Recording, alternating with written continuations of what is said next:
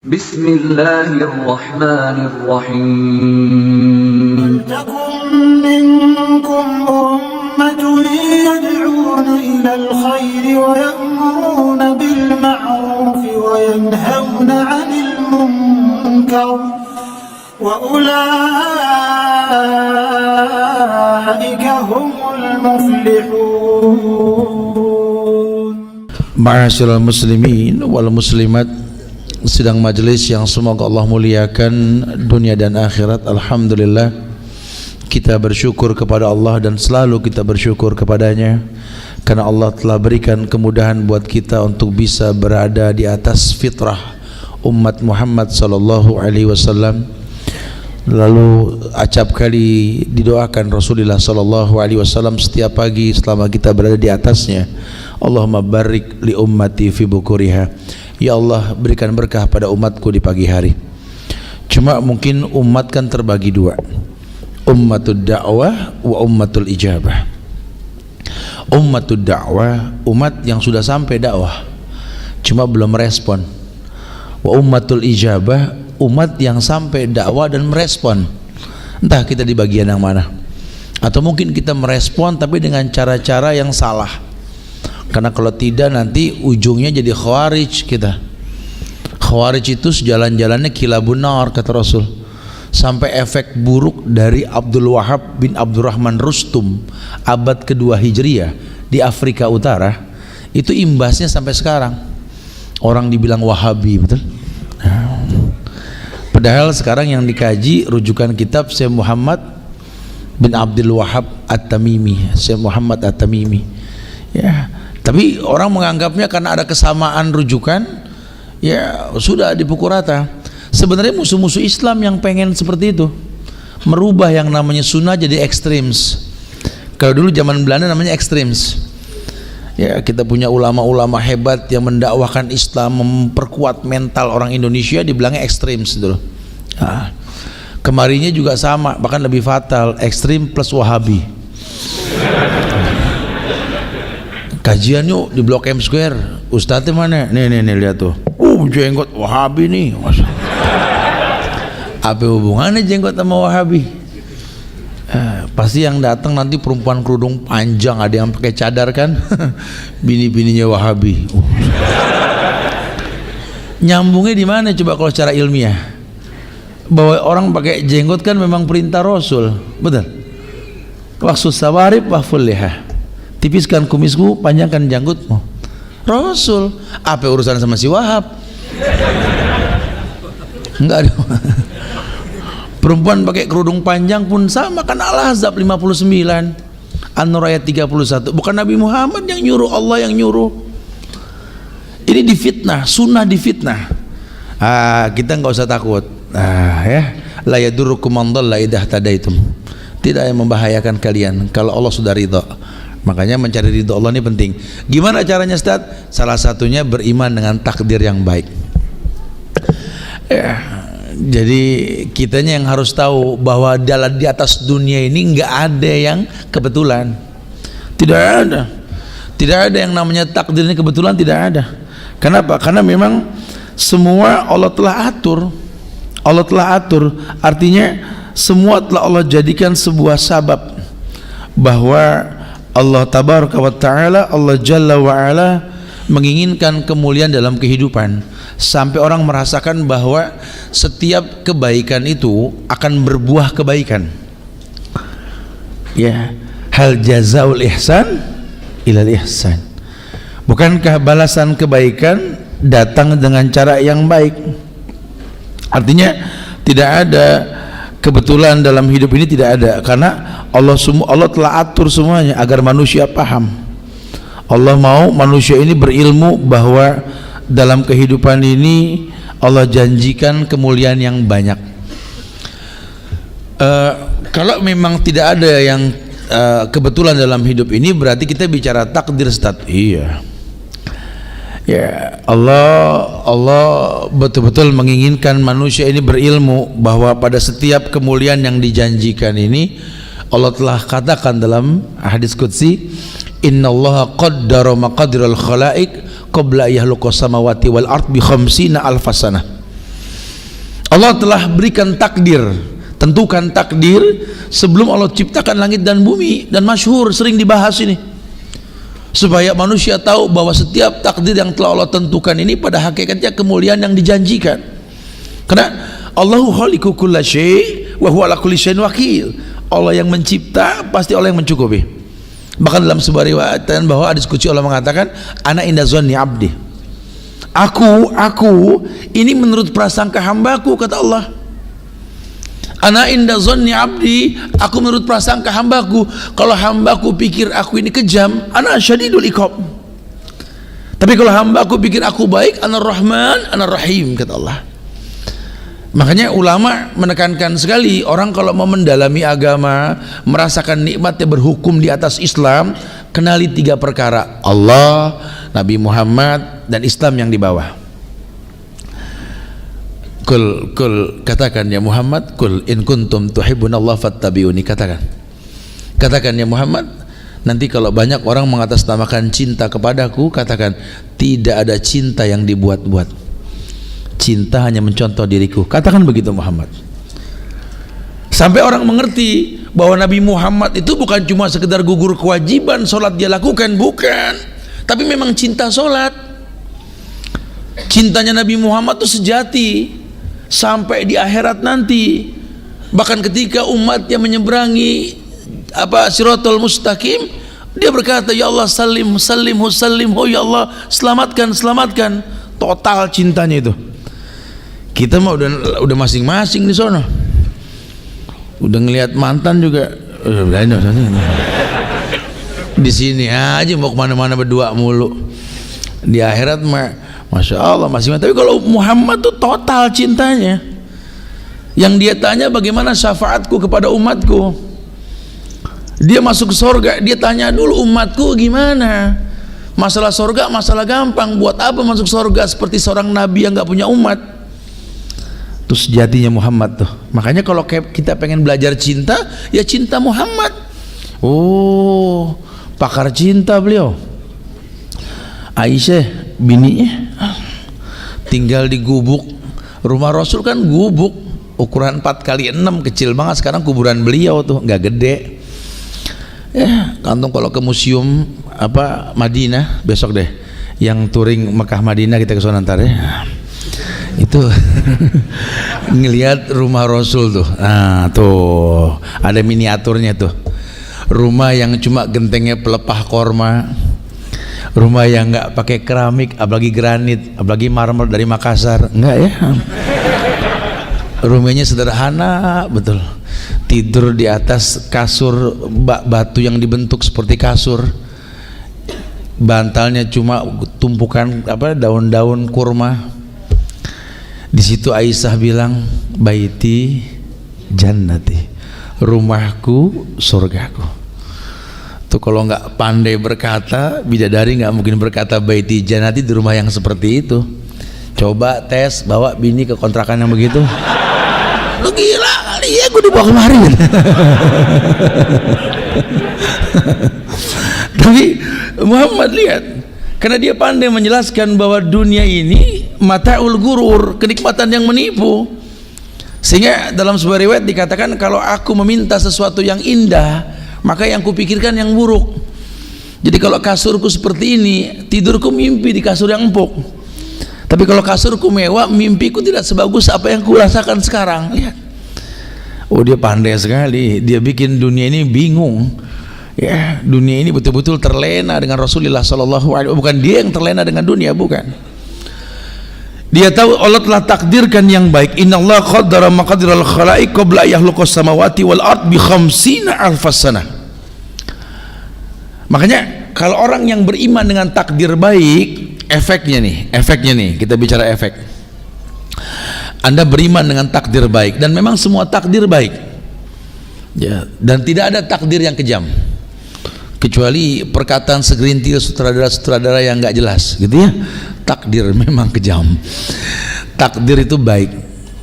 Efek pertama, orang yang meyakini bahwa takdir itu baik akan mewujudkan iman dalam hatinya. Ya ada di Quran Ada dalam Al-Quran itu orang yang merasakan kesulitan, kemudian dia berhusnuzon kepada Allah, maka dia tetap lakukan ibadah dalam kondisi sabar. Dan ternyata sabar yang dia miliki karena ibadah yang dia lakukan, Allah katakan dalam Al-Quran, ya, Allah berfirman dalam Al-Quran, wa 'alallahi fatawakkalu in kuntum mu'minin. Di surat Al-Maidah ayat 23 itu kalau nggak salah ya, Al-Maidah ayat 23 dikatakan bahwa wa 'alallahi fatawakkalu in kuntum mu'minin, dan bertawakallah kepada Allah kalau kamu beriman. Artinya kamu bisa bertawakal dalam hidupmu karena kamu tahu Allah nggak mungkin zalim. Makanya kata ulama, kita berhusnuzon dengan takdir, maka takdir baik itu akan memberikan dampak pewujudan iman dalam diri kita. Ya, dia husnuzon, ini Pak Tani ini bukan orang kaya ketimbang para pengusaha di kota. Kadang dia kesulitan beli pupuk, dapat pupuk, kadang panen bingung jual, susah lah ya, anak banyak, sekolahnya gimana nih, bingung. Ternyata Allah bikin anak Pak Tani ini banyakan yang jenius, udah nggak mikirin bayaran sekolah. Tuh gimana dia nggak tawakal, dia nggak ngayal pindah ke kota menjadi orang yang berbeda, karena urusannya bukan dunia, urusannya akhirat nih. Kalau bakal pindah ke kota, anak jadi nggak baik, ngapain? Mendingan dibesarkan di desa dan bisa menaklukkan kota satu waktu nanti dengan agamanya. Masya Allah, saya yakin nggak bakal mati ini Indonesia. Ya, apa sih di Indonesia yang nggak ada? Kita bikin pagar dari batang singkong di belakang rumah buat batas tanah. Ini musim hujan, tiap bulan bikin buntil, betul? Nunggu daun. Subur banget Indonesia ini. Ya aneh kalau orang tuh bingung cari makan di Indonesia tuh aneh, betul-betul. Udah gitu lucu lagi, ini bumi kita, hasil tambang kita, yang numbuh di atasnya pohon kita, buahnya pun dipetik panen buat kita. Malah orang kafir yang ngelola. Aneh ini, kita aneh betul-betul. Makanya orang kafir bebas pasang iklan produk dia tuh. Udah gitu pajangannya aneh-aneh lagi semua. Anak bangsa suruh ngelihat semua iklannya perempuan nggak tutup aurat. Ini bumi kita. Lah sekarang kalau rumah kita diacak-acak sama orang berbuat maksiat di atasnya, kita mau diem nggak? Marah. Rumah kan Indonesia rumah kita. Udah saatnya kita jaga nih Indonesia. Jangan-jangan kita nggak merasa memiliki Indonesia, itu permasalahannya. Kenapa? Karena kita nggak paham sejarah. Harga diri bangsa Indonesia sudah mulai hilang karena nggak paham sejarah. Kita nggak merasa memiliki gitu loh. Kita cuma orang yang berpikir mengambil bukan memberi. Ya, kita nggak punya harga diri. Orientasi kita cuma bagaimana mengambil bukan memberi. Sehingga tumpang tindih orang serakah mengambil hasil bumi. Didompleng sama orang kafir. Ya, penjagaan juga enggak. Aneh, saya sih nggak habis pikir kalau ada anak bangsa tuh buang sampah ke sungai. Wallahi nggak habis pikir saya. Ini orang kalau dibilang nggak sekolah ya dia sekolah. Buang sampah ke sungai ya kan simple tat. Jadi kan udah hilang begitu aja. Hilang no mandek di sono, hilang dari mana? Ente aman di sini. Kampung sono banjir. Hujan ini, coba mulai berpikir panjang. Dari mobil lempar gelas air mineral, botol. Ini kan kalau pengendara motor ya Allah kena plastiknya itu bisa jatuh. Saya kadang-kadang nggak habis pikir tuh. Seberapa susahnya meletakkan semua pada tempatnya. Ini pentingnya kita ngaji nih bro. Dengan ngaji kita tahu ternyata membuang sampah pada tempatnya itu pahala. Itu bagian dari iman karena menyingkirkan bahaya. Ya, satu duri yang beresiko kita ambil, kita lempar, itu semua adalah iman. Ilmu menambah dalam diri kita, merespon kekurangan. Karena kalau kita diam melihat kekurangan, setan bisu. Ya, negeri ini penuh dengan kekurangan. Jangan kurangi cinta kita, jangan malah berkhilaf, malah tumpang tindih, jangan. Hujatan, cacian makin diantara kita sudah hilangkan, sudah. Permasalahan para ustadz, para ulama bukan masalah kita, sudah. Tugas kita cuma belajar. Kenapa? Harga diri seseorang itu karena belajar. Jangankan satu kota, satu negeri yang banyak pelajarnya, wallahi rumah tangga yang kecil, kalau suami istri rajin belajar, diturunkan derajat oleh Allah. Ya. Yarfa'illahu alladhina amanu minkum walladhina utul ilma darajat. Kayaknya setelah saya hijrah dengan istri, kayaknya banyak banget yang mencibir saya deh, Ustaz. Perasaan ente doang. Enggak, makanya belajar yang bener. Anda sih ketika sudah hijrah jadi kaku. Agama kan nggak bikin kaku, agama kan asik. Penghuni surga itu kan qoribin hayyin sahlin, ya gampang akrab, lembut, mudah, open sama orang. Harusnya begitu, jadi orang seneng. Ini enggak, pas Anda hijrah pagar tinggi, pakai Faber lagi. Orang apa ini, rumah ada orangnya enggak sih? Kalau dibilang ada nggak keluar, dibilang nggak ada malam terang gitu ya. Kitanya malah nggak mau bergaul, kitanya yang salah. Agama nggak begitu. Ya, kita tahu sistem pemerintahan negeri kita mungkin nggak Islami, tapi kan orang yang di dalamnya kan orang Islam. Coba kita mulai berdialog, bersahabat, kenal bagaimana mendakwahkan. Nyari pemimpin juga yang sempurna nggak ada. Di mana pemimpin yang sempurna? Hatta raja di negeri Islam pun nggak sempurna.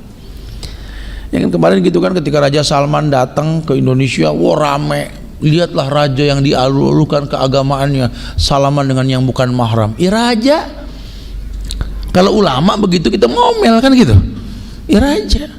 Raja manusia yang mungkin agamanya nggak sebagus ulama, tapi yang penting kita punya pemimpin yang mau dengar perkataan ulama, itu yang paling penting. Sekarang alhamdulillah nih, calon-calon wali kota mau dialog sama para ustadz, ya mendengar keagamaan seperti apa. Alhamdulillah, alhamdulillah kulihal. Nah, kita sudah punya gubernur Jakarta nih. Mudah-mudahan betul-betul mengangkat pribumi, jangan cuma berteori saja. Tapi kalau nanti kita temukan kesalahan, doakan. Hilangkan kebiasaan mencaci, maki, menghujat, hilangkan kebiasaan tersebut.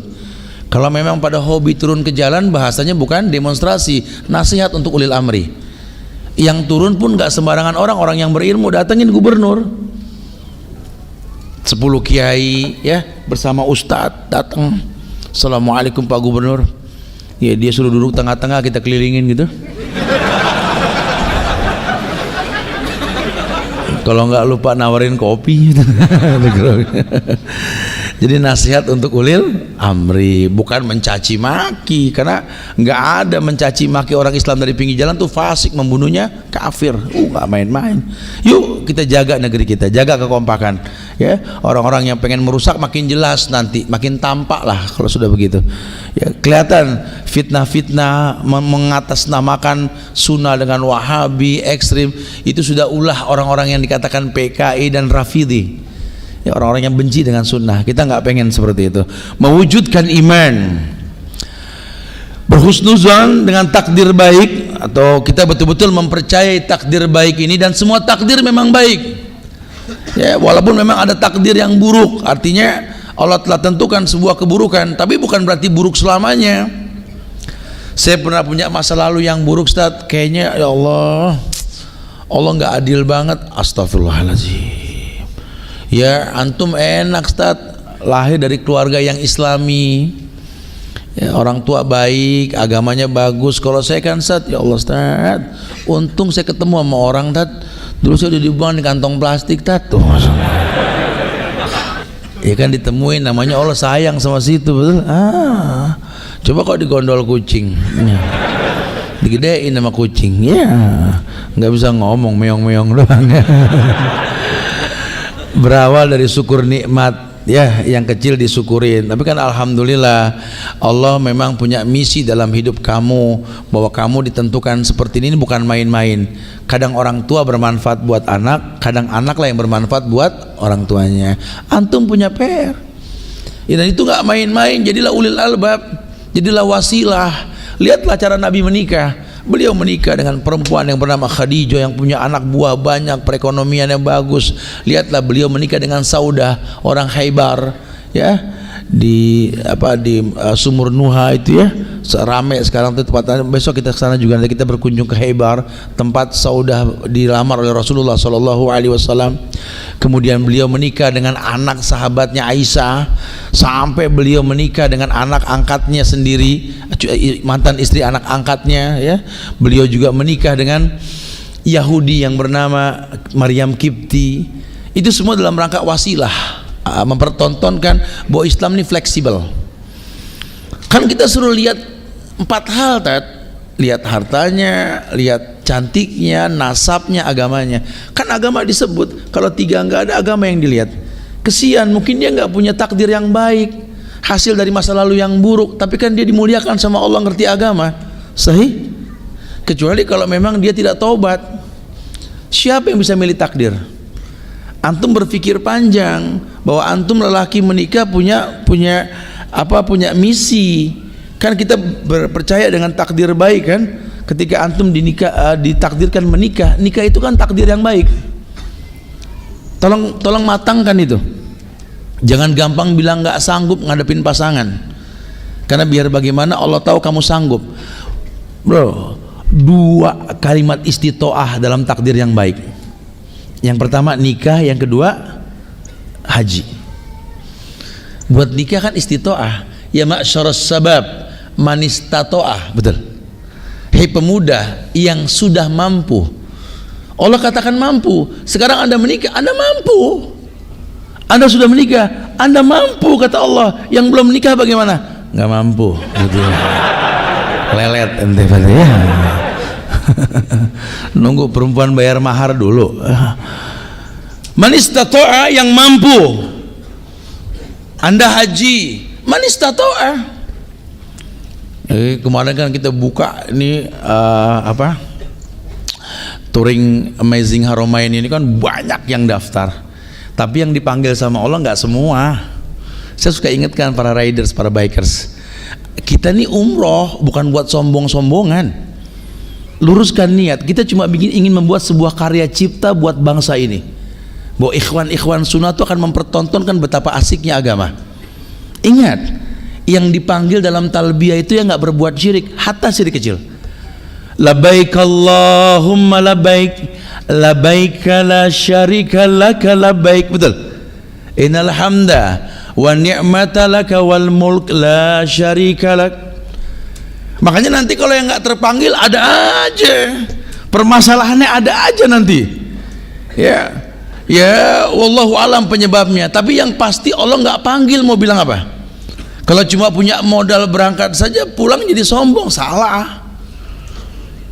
Ya, makanya dibilang haji umroh itu mabrur. Kalau makbulah itu diterima, kalau mabrur itu baik. Albirru, mabrur baik, orangnya bari. Haji mabrur, haji yang baik. Haji yang baik yang mana? Khudhu anni manasikakum. Ambil acara haji kalian. Nah kalau nggak pakai mahram ini, ya belum mabrur. Kalau bicara makbulah ya makbulah. Kayak orang sholat, ya makbulah sholatnya. Cuma ya belum mabrur. Makanya jangan heran, sholat mah sholat, berantem mah terus. Sholat mah sholat, suuzon terus. Ayo kita belajar Fawaidul Fawaid. Antum beli bukunya, bagus itu. Ada karya cipta Ibnu Qayyim Al-Jauziyah, Fawaidul Fawaid. Kalau Pertamina Pusat sudah mau hatam nih buku, kita pelajari ini. Masya Allah. Beberapa tempat juga sudah Masya Allah. Supaya tahu detail tentang ibadah yang kita lakukan. Karena dari dulu yang namanya ibadah sudah baku. Tuhannya sama, nabinya sama, ibadahnya sama, di waktu yang sama, dengan cara yang sama. Kok bisa beda, Ustaz? Hasilnya beda. Dulu sahabat umroh haji, pulangnya itu lebih bagus agamanya, walaupun tanpa titel. Ya kan, kalau kita kan pulang pakai titel, nggak dipanggil Ji, marah depannya, betul. Si Subhan pulang haji, temennya manggil, Han, hei, udah balik. Han, hei,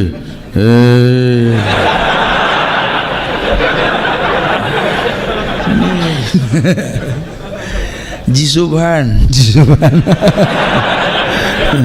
Jijik. Itu kan pakai titel. Dulu nggak ada sahabat Nabi pakai titel, nggak ada. Abu Bakar, Umar, Utsman haji umrah, nggak ada satu atsar pun mengatakan.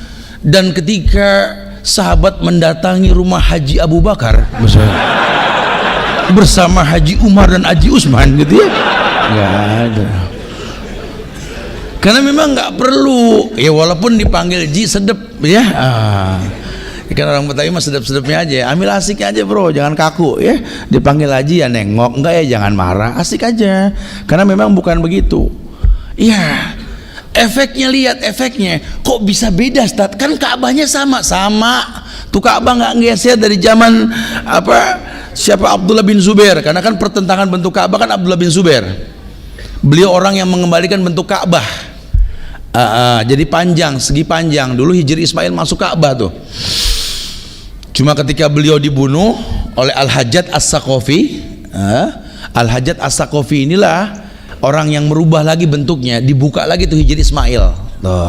Pendapat ulama sekarang ya sudah, ini bukan masalah bentuk panjang atau pendek, kubus atau segi panjang, bukan, tapi itu kiblat, dimana kita ibadah menghadap kiblat, bukan meminta kepada Ka'bah. Bukankah perkataan Umar seperti itu? Kamu cuma batu kepada Hajar Aswad. Kalau bukan karena Rasul menciummu, menyentuhmu, atau berisyarat padamu, maka takkan kulakukan. Masya Allah. Karena itu tempat ibadah. Loh kok bisa Tat ya? Iya. Ayatnya juga baku, alladzina amanu wa lam yalbisu imanahum bizulmin ulaika lahumul amnu wa hum muhtadun. Ayatnya udah nggak berubah. Orang yang beriman, sholat, zakat, puasa, haji, tawaf, nikah, cerai, semuanya orang yang beriman. Walam yalbisu imanakum bizulmin, tidak dia kolaborasikan iman dengan kezaliman, dengan zalim umum. Yang pertama syirik, durhaka dan seterusnya, ambil dosa kecil. Jangan talbis ya, maksud jangan talbis, jangan bercampur dengan yang haram. Ulaika lahumul amnu wa hum muhtadun, Allah kasih dia tenang jiwanya. Wa hum muhtadun, dan dapat hidayah. Insyaallah. Wa hum muhtadun, dan dia dapat hidayah. Setiap ibadah berefek hidayah. Seluruh ibadah membuat dia dapat hidayah. Makanya takdir yang baik disikapi dengan baik akan membuat si pelakunya jadi baik. Tapi saya kadang-kadang nggak begitu Ustaz. Anak muda umroh haji jadi sombong, jadi ini, ngaji jadi galak ini. Itu talbis. Talbisnya macam-macam tuh. Yang paling sering sekarang yang terjadi kata Nabi, ya udah dikabarkan di akhir zaman nanti, tabayatum bil inah. Kamu terbiasa makan riba. Ya, belajar di majelis taklim, datang di kajian tablik akbar, duduk serius tapi ngantongin riba, betul? ATM riba di dompet sampai berjejer, betul? Nuntut ilmu padahal nggak usah angkat tangan, santai aja bro ya. Kita belajar, kita lagi belajar ini. Padahal ada penitipan di depan ya, harusnya titipin aja tuh. Nggak tanggung-tanggung tawaf ngantongin riba bro. Masya Allah, negeri ini sudah lelah dijanjikan baik dengan cara ribawiyah.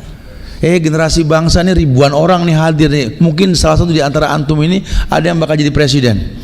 Sahabat-sahabat di PD ini kan, waduh, calon lurah, camat, wali kota, nggak main-main. Mudah-mudahan melalui beliau sampai dakwah ke negeri kita, insya Allah ya. Harus. Udah jangan ngayal baik sama Allah dengan cara yang haram. Ini bumi kaya banget. Orang Bahrain ngomong sama saya itu di Makalam Riau, hasil minyak Riau itu cukup untuk membesarkan Bahrain.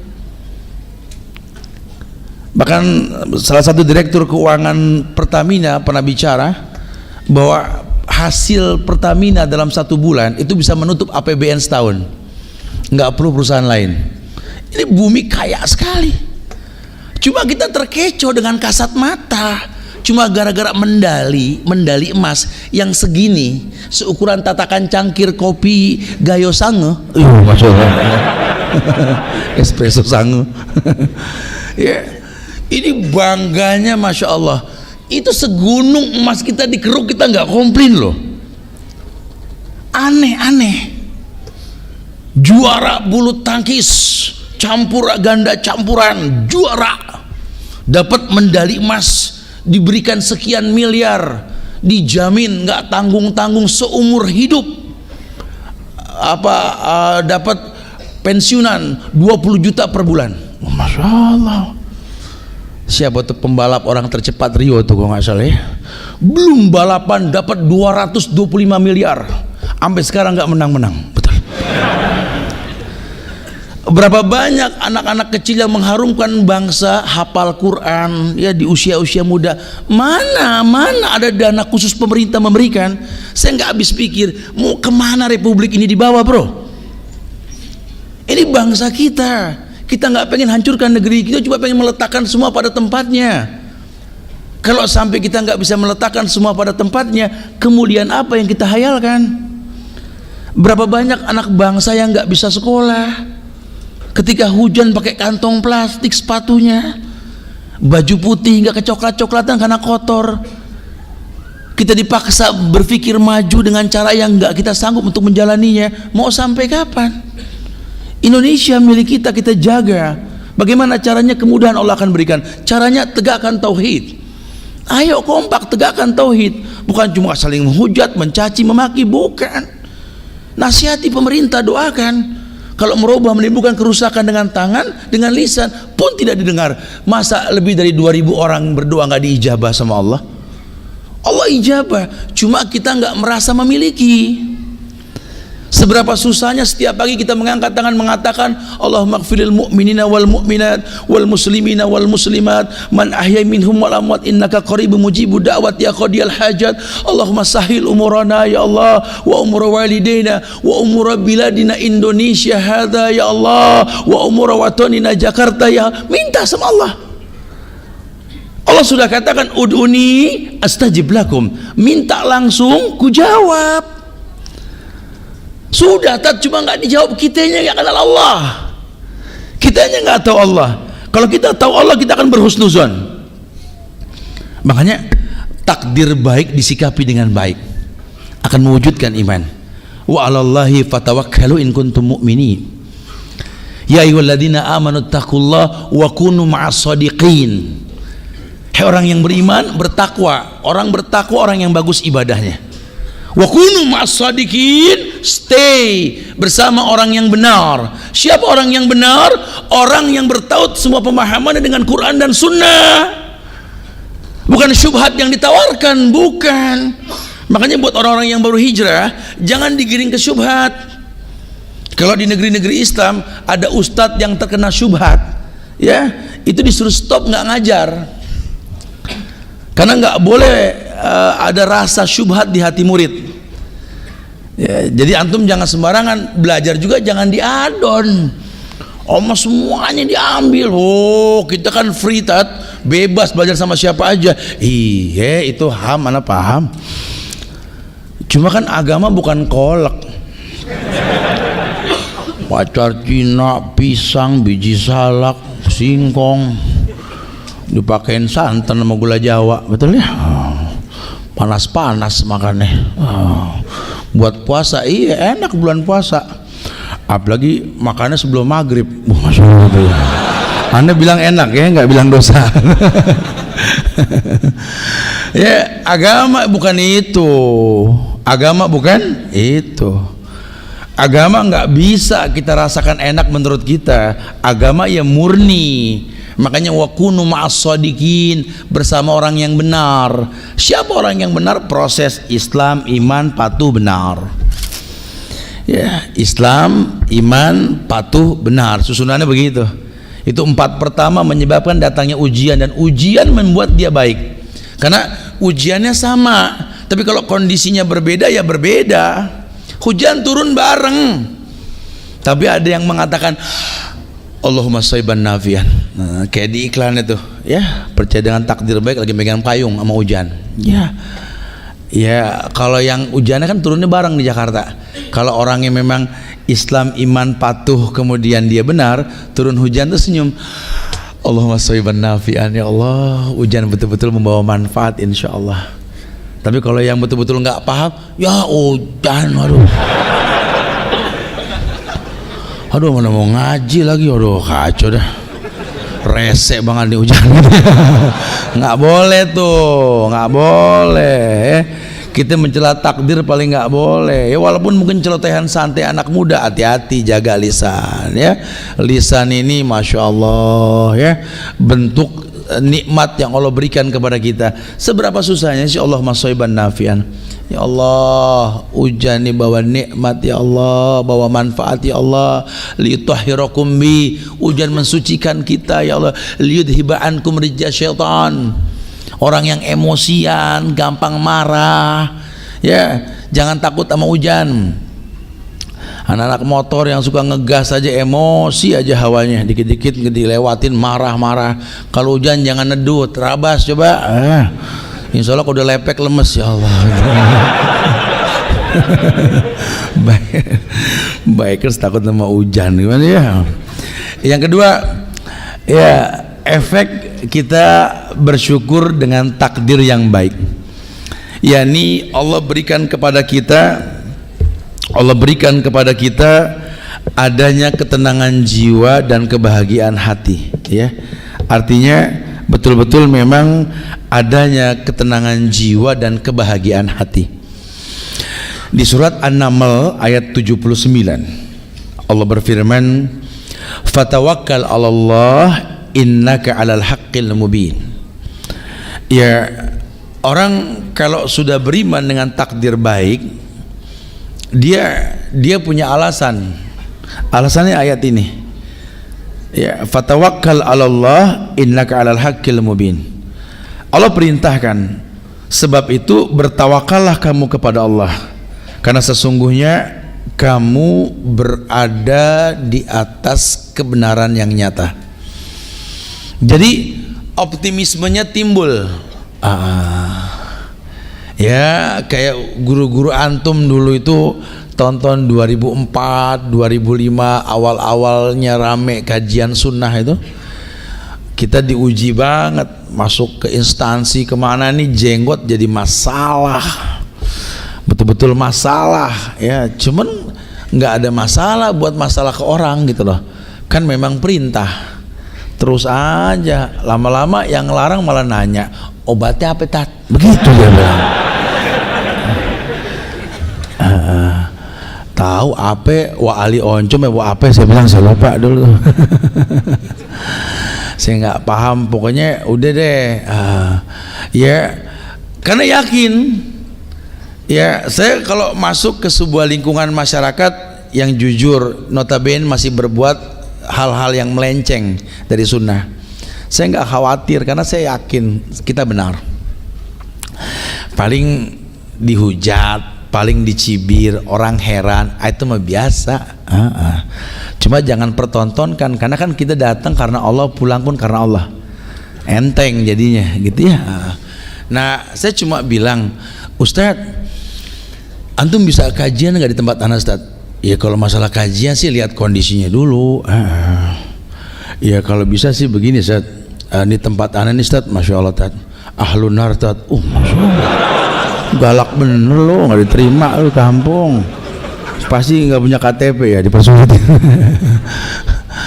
Iya Tat, tolong deh saya, emang masya Allah Tat, masyarakat kita ini sama sunnah kok a priori banget Tat. Saya nggak habis pikir kalau dia nggak suka sama sunnah, mungkin dia nggak paham itu sunnah, masalahnya di situ.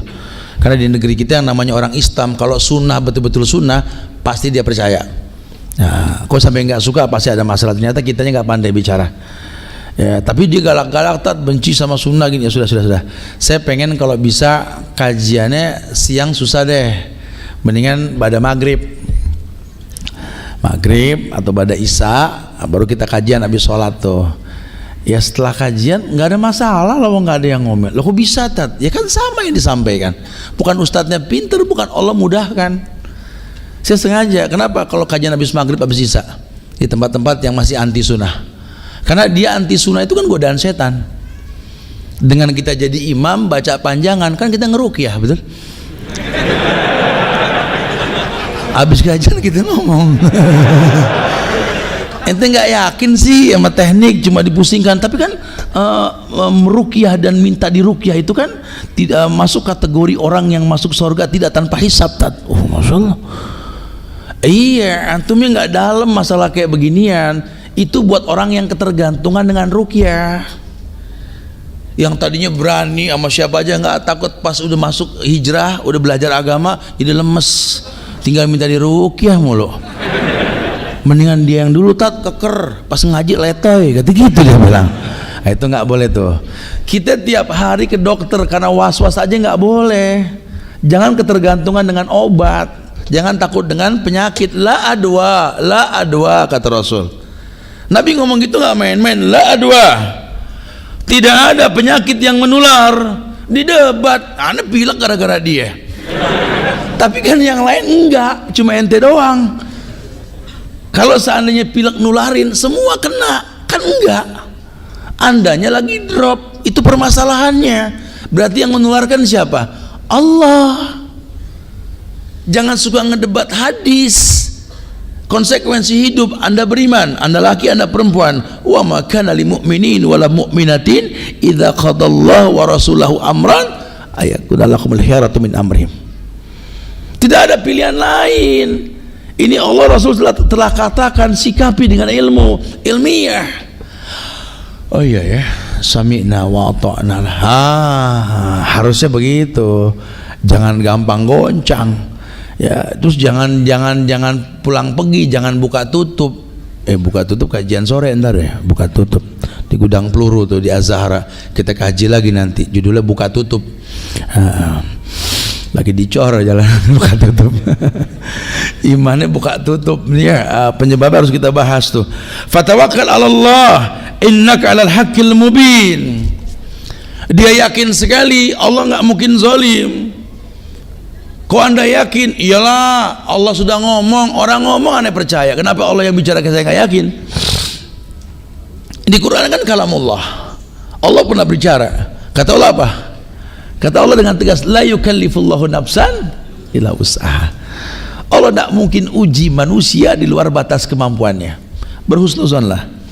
Anda sanggup, manistato'a tadi. Anda nikah sanggup taklukkan istrimu. Anda menikah sanggup jadilah pelengkap hidup suamimu. Anda mampu untuk berangkat haji, luruskan niat, jangan talbis. Ya, hajinya makbulah, diterima, cuma mabrurnya kan belum tentu nanti.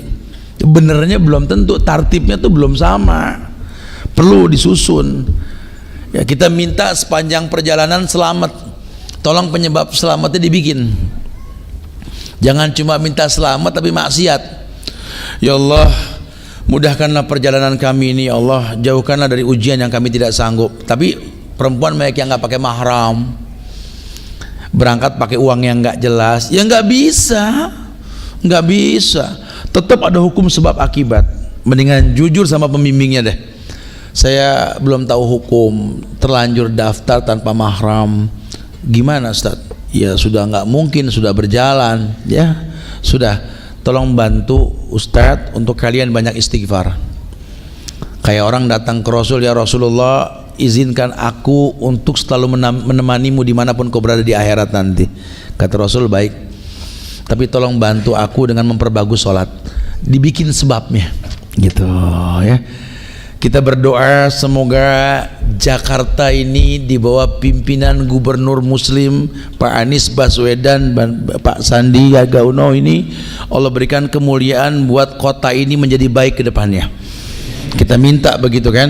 Tapi kita minta tolong juga sama Pak Anies, Pak Sandi, semoga Allah muliakan antum berdua. Tolong jangan paksa kami anak muda ini memandang pemandangan yang buruk sekeliling Jakarta.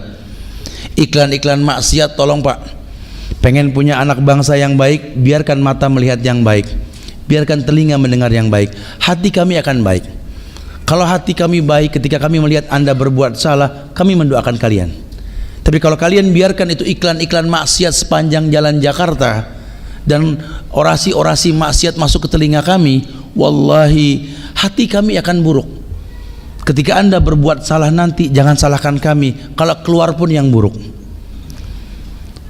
Anda nggak usah mengeluarkan dana khusus buat menjaga keamanan kota.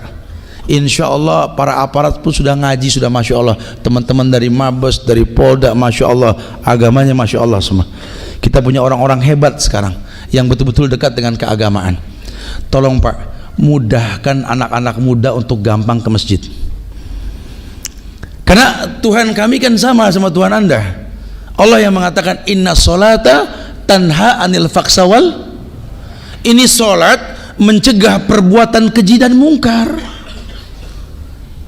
Ini sholat mencegah perbuatan keji dan mungkar. Jadi jangan takut kalau sholat kami bagus, yang kami lihat bagus, yang kami dengar bagus, insya Allah hati ini akan makin bagus.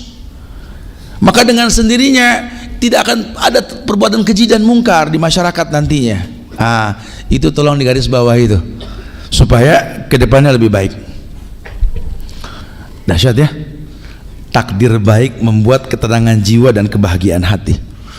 Hati ini menjadi bahagia, jiwa ini menjadi tenang. Kenapa? Karena berhusnuzon sama Allah. Kan ayatnya jelas. Kalau kebalikannya kita bersuuzon sama Allah, kata Allah apa? Wadzalikum zannukumul ladzi zanantum bi rabbikum ardakum fa asbahtum minal khasirin. Kau rasakan buruk dalam harimu, kau rasakan buruk dalam hidupmu karena prasangkamu yang buruk sama Allah. Waktu yang merupakan pinjaman, harta yang merupakan titipan, kau lupa cuma pinjaman, cuma titipan yang waktunya makin berkurang. Saya bilang dari kemarin, kalau kita nyontok umur Rasul, ini si Subhan ini ya paling 3 kali pemilu lagi kalau nyampe, kan gitu ya. Ya kan kesian yang udah dekat sama umur Rasul. Rasul 63, dia 62 11 bulan gitu ya. Saya bilang udah jangan mantang, udah apa aja makan dah ya, nggak usah diet udah. Sebulan lagi. Kalau dunia dia nikmatin, kenapa agama dia nggak maksimal? Maksimalin. Mau kapan lagi? Mumpung masih bisa sholat diri, nunggu duduk dulu baru husuk. Mumpung masih bisa buka Quran, nunggu cuma ngedenger doang karena mata udah rabun. Jangan. Ayo pastabikul khairat. Lawang Nabi saja yang bawa Quran sebagai petunjuk, nggak pernah nggak baca Quran. Tiap Ramadan mulazamah sama Jibril, mengulang semua bacaannya. Para sahabat yang hafal Quran, bahkan Utsman bin Affan, masya Allah, sering menghatamkan Quran ketika tahajud. Kita yang nggak dijamin sorga, udah 2 minggu tak ngaji. Allahu Akbar. Ini orang pikir kali masuk surga bareng Samsung kali ya. HP mulu dibuka. Jalan HP, duduk kajian Ustadz ngomong HP lagi. Masalah negara kali yang dibaca ya. Sampai nggak sempat. Astagfirullahaladzim ya, masya Allah. Taib. Kemudian yang ketiga dikatakan bahwa Allah itu akan menjamin kalau kita berhusnuzon dengan takdir baiknya, kecukupan kepada orang-orang yang berhusnuzon dengan takdir baik. Ya karena husnuzon itu setengah dari keberhasilan sebenarnya. Anda yakin Anda mampu, Anda yakin Anda mampu. Ya, bab tawakal tuh di surat At-Talaq ayat 3, apalah semua. Kita nggak usah ayat-ayat yang susah, yang gampang-gampang aja deh. Wa may yattaqillaha yaj'al lahu makhrajan wa yarzuqhu min haitsu la yahtasib. Wa may yatawakkal 'ala Allah fa huwa hasbuh. Wa may yatawakkal 'ala Allah fa huwa hasbuh. Karena sudah berhusnuzon. Ya saya sih yakin Ustaz, kalau saya ditakdirkan itu rezeki gampang. Makanya saya yakin ma anfaqtum min syai'in fa huwa yukhlifuh, atau ma naqasat shadaqatum min malin. Saya yakin Ustaz dengan ayat yang mengatakan apa yang kalian infakkan Allah yang bakal ganti, bahkan tidak akan pernah kurang harta karena sedekah. Tuh hadis Nabi dia yakini, anfik unfik alaik, infakkan hartamu Allah infakkan kamu. Ya, saya nggak pernah takut miskin Ustaz, masya Allah. Betul-betul dia tiru Abu Bakar As-Siddiq, As-Siddiqul Akbar. Udah, kalau untuk urusan Allah memang bertahap, ya nggak bisa langsung. tetap ada usaha untuk meyakinkan diri bahwa yang namanya sedekah, infak, sodako, zakat, nafkah, ini semua penyebab datangnya kebaikan. Karena ternyata yang bikin kita kaya itu bukan kerja keras. Banyak yang kerja keras sampai ngetok-ngetok batu tiap hari nggak kaya-kaya. Keras banget tuh orang kerjanya. Tapi kan ternyata yang bikin kerja keras kita betul-betul semangat dalam bekerja, wallahi ya ini sedekah. Jadi kalau miqdar Allah sudah ukur, ya, innallaha qaddara maqadirul khalaiq, ada takdir yang telah Allah tentukan sudah. Qad ja'alallahu likulli syai'in qadra, Allah berikan takdir dengan ukuran yang berbeda. Allah nggak zolim kalau si kecil ini makannya sedikit karena lambungnya belum besar, tapi kan judulnya hidup. Ya kan nggak adil, Ustaz, kalau yang orok makan cuma setatakan beras tumbuk lagi yang halus. Si gede ini makan satu paket makanan. Kayaknya nggak adil. Ya adil lah, lihat efeknya, bukan lihat proses makannya. Ya Anda jangan suka bilang, ya Allah Ustaz, Allah nggak adil banget Ustaz. Saya yang banting tulang tiap hari berteman dengan kotoran, pupuk kandang, menanam, memetik, lelah Ustaz. Nilai nggak seberapa, malah si penikmat yang paling kaya. Rezeki itu bukan cuma tumbukan uang, bro. Ente sehat itu nikmat. Nikmatani maghbunun fihima katsirun minan nas, kata Rasul.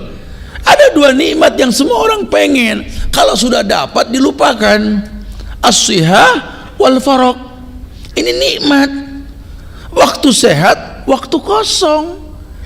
Kamu punya sehat, macul tiap hari, nggak kenal klinik, betul? Nggak kenal rumah sakit. Ya Allah, nikmatnya masya Allah. Ini orang di Jakarta kaya-kaya, cuma entar-entar sakit. Penderitaannya dua. Yang pertama macet ke rumah sakit, betul ya? Yang kedua orang nengokin males, macet. Ya jadi sebenarnya penderitaan. Anda punya waktu kosong, kerja cuma macul dari waktu duha sampai siang. Nggak ada Pak Tani nanam padi sore, nggak ada. Semua di bawah jam 12. Makanya kalau di kampung-kampung musola, masjid, zohor kosong kebanyakan tuh. Mulai ramenya ya asar, apalagi maghrib rame tuh. Lihat nikmat sekali, masya Allah. Anda punya waktu kosong, ngelihat anak-anak, perkembangan mereka, pertumbuhan mereka. Makanya anak Pak Tani banyak yang sukses. Kenapa? Berteman sama orang tuanya seharian full. Kita sukses dalam bentuk keuangan, ekonomi, cuma kita nggak sukses. Kenapa? Sampai lupa nama anak. Pokoknya tiap tahun atu aja gitu ya. Siapa namanya, Mak? Ya udah lupa betul-betul ya. Saking sibuknya. Kelewatan nih orang. Ya sampai lupa ini anak mau disekolahkan di mana nilainya. Ya Allah, dua nikmat, sehat dan waktu kosong tuh. Udah waktu kosong, fa idza faragta fansab. Ya cuma saya juga nggak paham kalau kita berusaha untuk ngebaca nih masalah di negeri kita nih. Perusahaan itu jelas loh. Pak Tani itu sekarang kebingungan mau macul apa, semua dicor. Cikarang, Kerawang jadi perumahan tuh. Sekarang ada mie rebus, Mikarta, dia masalah. Dibikin tower bererot di tengah-tengah kampung, orang kampung geleng pala, ya tenaonnya. Ayat toweran ya. Banyak tower dibikin bingung. Petani bingung macul apa? Ya kalau petani saya suka bilang kalau di Bogor ya, kalau saya nggak ada umur, karena ya Allah, saya ini deket banget sama kematian. Saya bilang tiap hari di motor, sampai apal istilahnya, sampai apal merek-merek ban. Ya, ya kalau lagi parkir, lagi lampu merah kan, truk, bannya saya baca tuh merek, sampai apal gitu. Dekat dengan maut. Kalau saya nggak ada umur, saya suka bilang sama orang-orang Bogor ya di yayasan, tolong sampai kapanpun buat sebuah lembaga pendidikan yang alamnya itu 45-55. 45 itu biarkan jadi bangunan, 55 tetap jadi alam. Karena kalau Pak Tani nggak ada yang dipacul, tembok kita dipacul urusannya. Banyak jadi maling di mana-mana kan.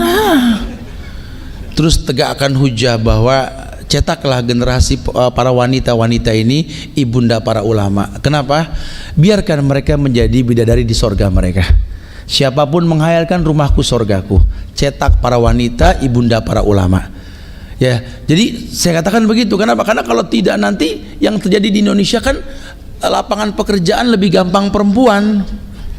Udah sawah dibikin cor-coran, dibikin aspal, dibikin bangunan, kemudian perempuannya juga diterima kerja gampang. Ya, sorga nggak ada bidadarinya. Rumahku sorga, aku bidadarinya kan perempuan. Nah, karena sekarang kalau perempuan semua di aspal, kata orang sorga kosong amat. Iya, bidadarinya nggak ada. Udah nggak ada sorga lagi di negeri kita, betul? Ayo anak laki, jangan nyari kerja, ciptakan pekerjaan. Jadi orang yang punya harga diri, biarin kecil kepala teri daripada gede ekor kakap. Punya harga diri kita. Jangan bergelantungan di pundak-pundak mayit. Ini orang-orang kafir cuma ngelola kita dengan cara yang haram. Kenapa kita kasih? Ayo ciptakan pekerjaan. Jangan mencari pekerjaan, ciptakan. Sudah saatnya. Biarkan wanita-wanita kita ini berdiam di rumah, menjadi bidadari, menjadi madrasah buat anak-anaknya. Bukan malah tawaf di mall gitu loh. Bagus dia nggak angkat tangan di saat paham Bismillah Allahu Akbar, subhanallah. Lantai 1, lantai 2, lantai 3.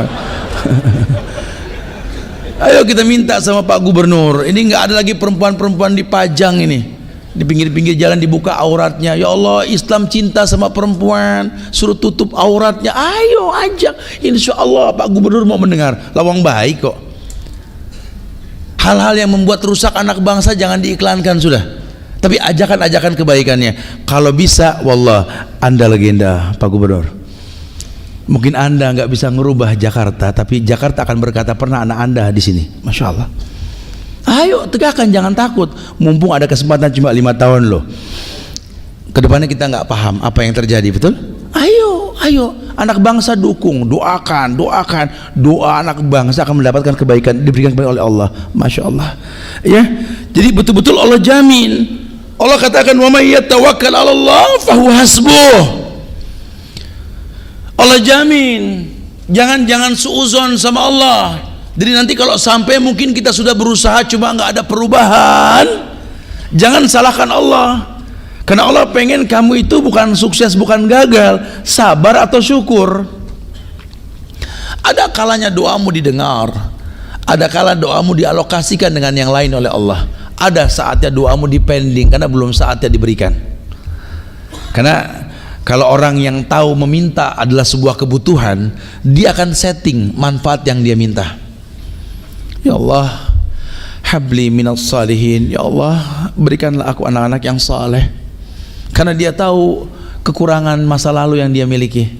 Masa lalu hamba yang kelam, yang gelap. Ya Allah, membuat hamba tak pandai menghafal Quran, membuat hamba tak pandai beribadah dengan benar. Ya Allah, sementara kalau hamba wafat nanti, bukankah doa anak yang soleh yang masuk ke lubang kubur hamba? Ya Allah, diminta. Orang yang seperti ini Allah kasih anak yang soleh. Bukan cuma minta, Rabbi habli minas salihin. Ya Allah, berikanlah aku anak yang soleh, yang penghafal Quran. Ya Allah, biar teman tahu siapa saya. Gak begitu gitu ya. Sombong nih orang. Jangan ya Allah, berikanlah kemampuan kepada hamba untuk menaklukkan dunia. Ya Allah, mengelola dunia dengan benar. Ya Allah, kalau kau titipkan harta dunia, ya Allah, di sekeliling hamba banyak orang yang butuh. Ya Allah, ini kristenisasi dahsyat di negeri kita ini. Halus gayanya, dirusak akidah anak muda, dibikin Islam berkhilaf, ribut sana ribut sini, sampai orang pada bingung. Ya Allah, gimana ya? Sampai saya sengaja bikin kegiatan nanti di Al-Azifi Family 10-12 November itu ya, judulnya Kemana Akan Ku Cari. Kenapa? Karena banyak orang yang bingung.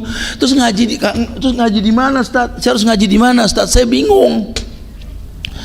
Yang ustadznya begini, yang ustadznya begitu, saya dibikin bingung. Wah, ini kayaknya ente perlu ngobrol khusus nih sama ustadz nih. Kita bikin 3 hari full kita ngobrol nanti. Oh, Masya Allah. Tujuannya apa? Supaya diluruskan. Jangan bingung. Ya bingung lah, Ustadz. Lawang saya orang baru hijrah, ini ustadz gini, ini kajian begini, pada ribut gini-gini. Wallahi akhi, orang yang berhijrah harus dibimbing. Jelaskan sama dia, setelah anda hijrah belajar. Sama siapa tat? Ya sama orang yang jelas, bukan yang syubhat. Itu yang pertama.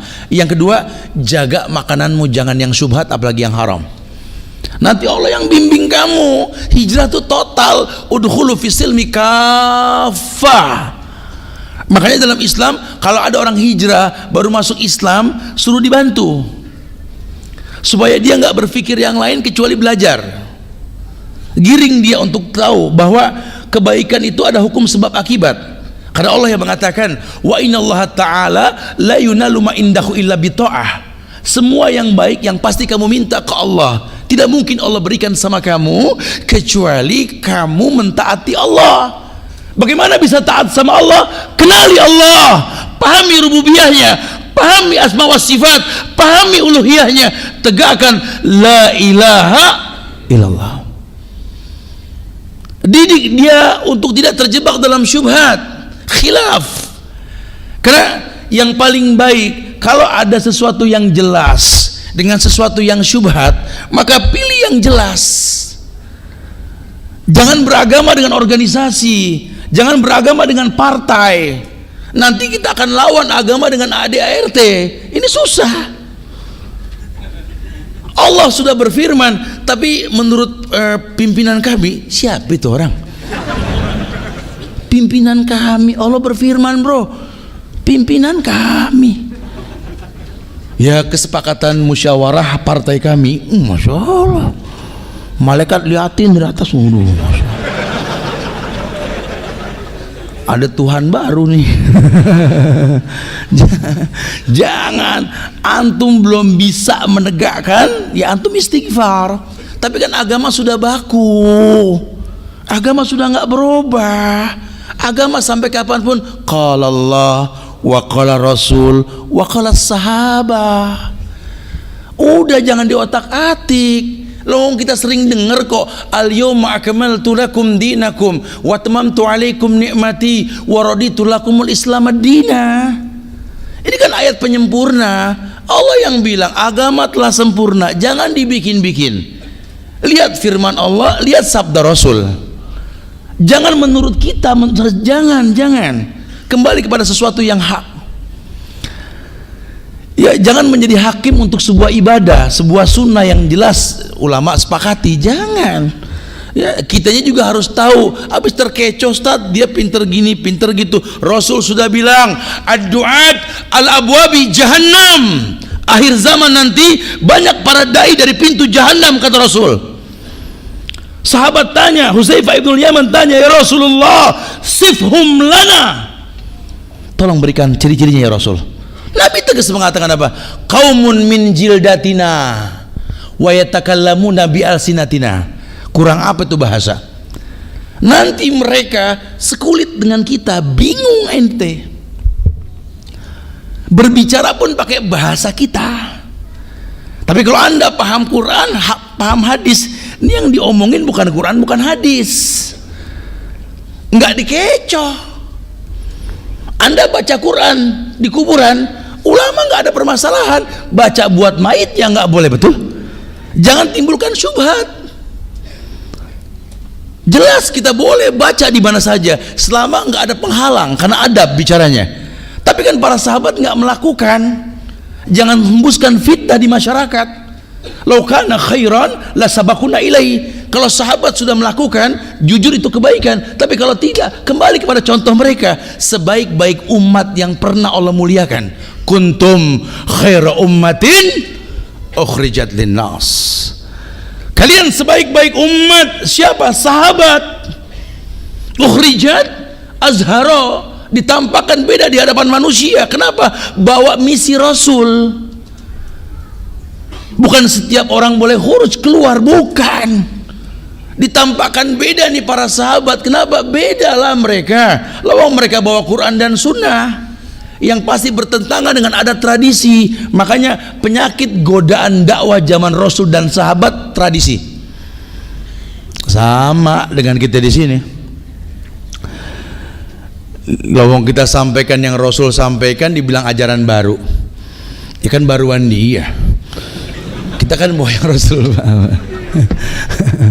cuma karena nggak nyampe ya dianggap baru. Bukan, kita ini pengikut Imam Syafi'i, Muhammad bin Idris Asy-Syafi'i.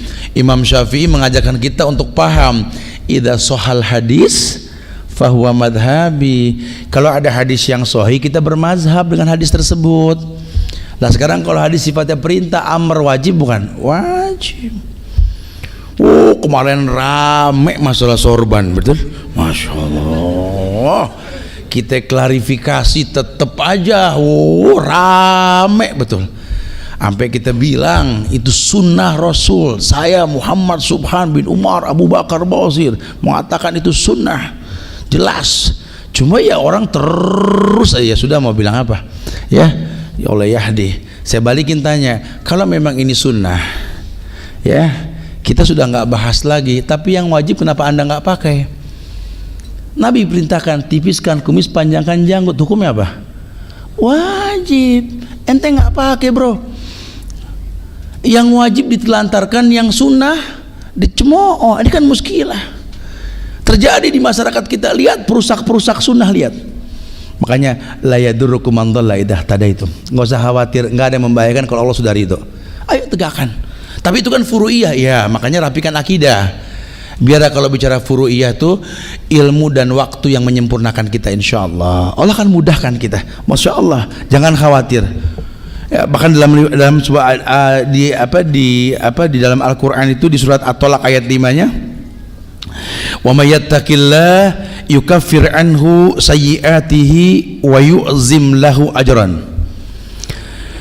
Wa may yattaqillah yukaffir anhu sayyi'atihi wa yu'zim lahu ajran. Dan barang siapa yang bertakwa kepada Allah, niscaya Allah akan menutupi kesalahan-kesalahannya dan akan melipat gandakan pahala baginya. Lihat, orang yang berhusnuzan kepada takdir yang telah Allah takdirkan, Allah bikin dia jadi orang yang bertakwa karena husnuzan dalam ibadah. Dia bersabar, dia sholat, dia bersabar, dia buat kebaikan, dia isti'anah, dia minta sama Allah. Allah perintahkan wasta'inu bis-sabri was-shalah, suruh minta tolong dengan sabar dan sholat. Sehingga sholat bikin dia bertakwa, umrah haji bikin dia baik, sedekah bikin dia mulia. Allah katakan wa may yattaqillah yukaffir anhu sayyi'ati wa yu'zim lahu ajran. Yukaffir anhu, Allah akan tutupi sayyi'atihi, semua kesalahan-kesalahannya, wa yu'zim lahu ajran, Allah akan perbesar balasannya. Lihat, tidak ada keburukan sama sekali. Kita berhusnuzan dengan takdir baik, dan semua takdir itu baik kalau kita berhusnuzan. Ya, ada takdir yang buruk, ada takdir yang baik, tapi secara umum yang namanya takdir itu baik, karena Allah nggak mungkin berbuat zalim pada takdir tersebut. Tapi kita bisa menjadi penyebab datangnya takdir yang buruk. Ya banjir bandang buruk dong, betul? Takdir yang buruk. Iya, kenapa? Karena kita yang buang sampah sembarangan tadi. Apa kata Rasul? Beliau mengatakan bahwa Allah akan selalu liputi dengan ujian yang tak kunjung selesai, bala azab pada sebuah negeri. Kenapa? Ya karena kita banyak berbuat maksiat.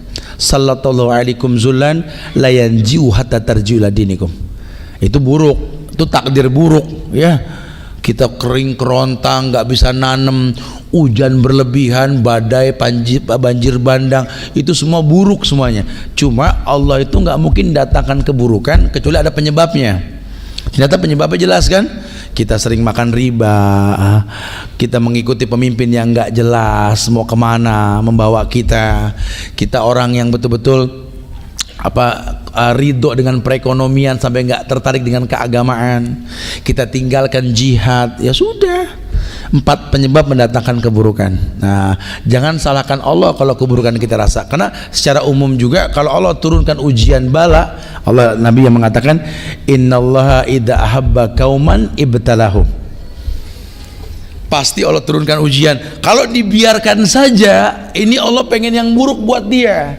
Nah, kita bersyukur negeri kita ini diuji sama Allah dengan ujian yang banyak. Tapi lihat, kita nggak seperti Mesir, kita nggak seperti Palestina, kita nggak seperti Suriah, kita nggak seperti Rohingya, Muslim Rohingya. Ya bukan nggak nutup kemungkinan kita bakal mirip dengan mereka kalau kita nggak buru-buru bangkit gitu loh. Kenapa? Di Indonesia ini berpulau-pulau, setiap pulau masih punya ulama. Ulama itulah yang mendatangkan penjagaan. Nah, apalagi sekarang rakyat bangkit, sunnah di mana-mana. Ini musuh Islam berusaha timbulkan fitnah. Antum jangan terpancing, antum boleh baca sosial media, silakan. Tapi jangan beragama dengan sosmed. Tabayun, datang ke guru-guru antum langsung tanya sehingga terbuka. Iya ya. Kenapa kata Ibnu Qayyim, adiddu yuzhiru hasanuhud diddi wa bididdiha tatabayanul asya. Ibnu Qayyim sudah katakan dalam kitab Majalis Salikin, beliau mengatakan adiddu ad-dawa adiddu yuzhiru hasanuhud diddi. Musuh akan mempertontonkan kebenaran musuh yang dimusuhi. Karena dengan adanya permusuhan akan kelihatan siapa yang benar, siapa yang salah. Nggak usah khawatir. Antum tegakkan tauhid, dihujat, berarti dominasi kesirikan sudah ada. Berarti penyakit negeri ini nggak maju. Kenapa? Syirik yang dianggap biasa. Syirik yang dianggap biasa, riya yang paling sering. Maka Nabi mengatakan akhafu ma akhwafu min ummati, yang paling aku takutkan dari umatku ini asyirkul asghar, syirik kecil yang kalian nggak berasa. Kalian beragama untuk sombong. Iya, lihat, sampai saya tekankan sekali, khususnya buat orang-orang yang mau umroh, yang mau haji, yang mau nikah, yang mau berbuat baik, tolong karena Allah. Karena kalau bukan karena Allah, pengen dilihat, lihati saya mampu, Allah hancurkan Anda. Allah akan hancurkan Anda. Tidak akan pernah tegak sebuah kemuliaan kalau pengen dipandang oleh manusia. Apalagi berkait dengan ibadah. Luruskan niat, ikhlas untuk Allah dan mencontoh Rasulullah SAW. Allah paling benci sama orang yang sombong. Jangan pernah merasa lebih di hadapan manusia. Mungkin sudah lama kita banyak melakukan kesombongan di hadapan Allah. Salah satu bentuk kesombongan adalah ketika kita takabur. Kita mengambil sifat Allah, Allah al-mutakabbir, Allah yang maha sombong. Allah boleh sombong, kita nggak boleh sombong. Masya Allah ya. Biar panjang bahasan kita berdialog kali ya, biar banyak tanya jawab. Silakan yang mau ditanyakan. Akhiru da'wana alhamdulillahi rabbil alamin. Fadhal. Assalamualaikum warahmatullahi wabarakatuh. Waalaikumsalam warahmatullahi wabarakatuh. Apakah benar dengan kita terus berdoa bisa merubah takdir yang sudah digariskan oleh Allah? Oke. Rasulullah Shallallahu Alaihi Wasallam bersabda bahwa la yaruddul qada illa doa. Tidak ada yang bisa merubah takdir kecuali doa. Dan ini sabda yang azim, sabda yang betul-betul manfaat buat umat. Memang ada beberapa takdir yang kita nggak bisa rubah. Ya salah satunya ketetapan kita menjadi laki atau perempuan. Kita nggak bisa meminta sama Allah ya berubah diri jadi perempuan kalau kita laki-laki, atau sebaliknya nggak bisa. Kita meminta sama Allah untuk ditakdirkan menjadi ibunda para anbiya, para nabi dan rasul. Ya nggak mungkin ya. Kita minta sama Allah sesuatu yang mungkin gitu lah. Nah sesuatu yang mungkin inilah yang boleh kita minta. Jadi memang betul kalau kita tercipta dalam keadaan bodoh, sambil belajar kita meminta sama Allah dijadikan orang yang pandai, bisa berubah. Sekarang negeri kita banyak ujian yang tak kunjung usai. Yuk berbenah diri anak bangsa, udah saatnya kita bergandeng tangan. Yuk kita memajukan negeri ini, bukan saling menghujat, saling mencaci. Bantu pemerintah dalam hal-hal yang tidak bermaksiat kepada Allah. Sambil berdoa bisa insyaallah. Lawang bambu runcing bisa mengusir Belanda yang senjatanya canggih kok. Kenapa sekarang kita mampu beli senjata canggih kok kita terpuruk melawan orang yang cuma bawa bambu runcing, kita nggak sanggup. Bisa Nabi yang mengatakan seperti itu. Jadi tinggal siapa yang berdoa dan bagaimana dia berdoa. Karena yang namanya doa itu ibadah. Ad-du'a wal ibadah. Doa itu ibadah. Nah kalau sudah bicara ibadah, pasti Allah perintahkan, pasti Nabi contohkan. Apa perintah Allah? Ud'uni astajib lakum. Ni-nya itu mufrad. Berdoalah kepada aku saja, berarti tidak ada kesyirikan. Kul huwallahu ahad, baru Allahu somad. Esakan Allah, baru kau minta Allah as-somad. Ada teknik kata Allah.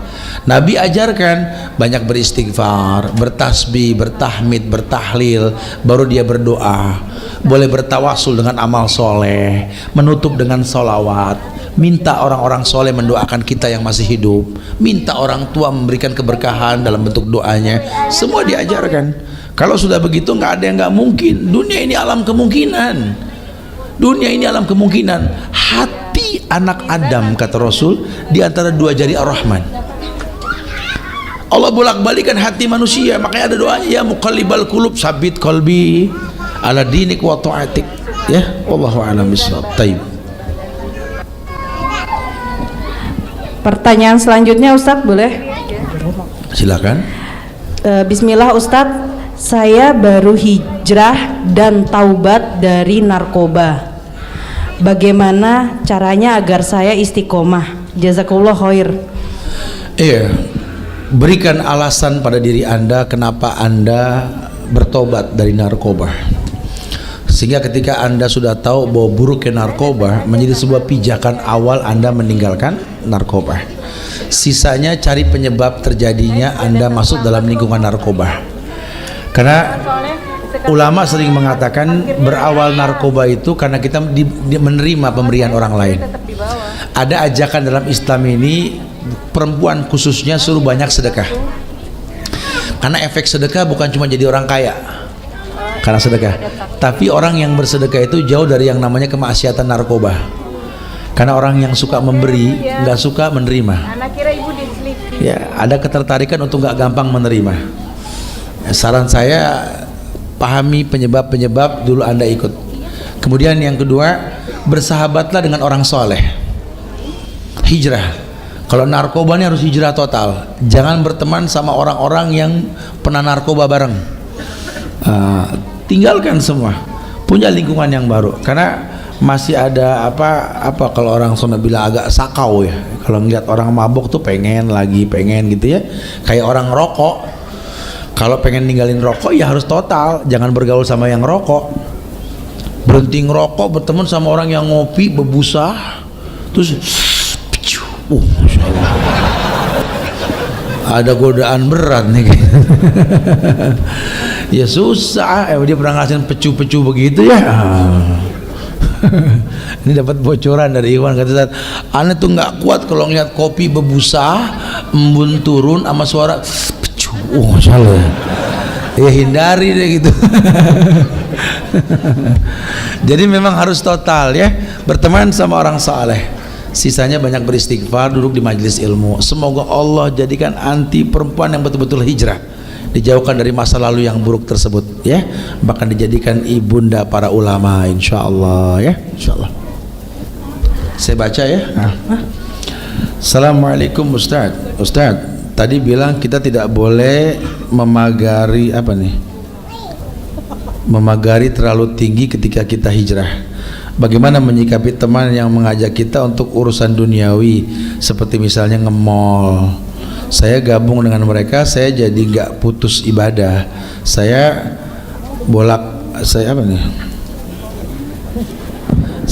takjab apa yang sebaiknya saya lakukan? Iya, nge-mall apa sih? Nge-mall. Oh, mall ya. Takut kirain nge-mall baju. Ya, kenapa emang nge-mall nggak boleh? Boleh lah, tinggal tergantung nge-mall ngapain gitu loh. Kalau memang buat belanja ya ke mall. Tapi ya sebatas belanja, jangan pindah kantor gitu loh. Bahkan kemarin sengaja saya bikin kegiatan, saya nggak, demi Allah saya nggak niat ngaji di mall. Saya cuma bilang ngopi sore bareng Bang Subhan di mall gitu ya. Ada di cafe yang kita tentukan kemarin di Pondok Indah 3 itu ya, di Halal Bistro. Iya, tujuannya apa? Tuh ada ustadz tuh kalau mau ngobrol gitu ya. Jadi bukan daftar dong ngaji di mall, salah. Justru dapat bocoran mumpung ada ustadz tuh kali mau ngobrol ya, daripada ngerumpi yang enggak atau cuma sejam sebentar waktunya santai bisa rileks gitu lah. Ya boleh-boleh aja. Sekarang di mall juga sudah banyak kok ajakan-ajakan yang baik. Atau kalau mungkin kita bilang saya nggak mau ke mall, ini handphone lebih dari mall, betul? lebih dari mall. Maka saya bilang dari kemarin, kadang-kadang nih kita buka handphone kayak mau masuk WC doanya. Nyalain pertama tuh kita pencet power, Allahumma inni a'udzubika minal khubsi wal khaba'is.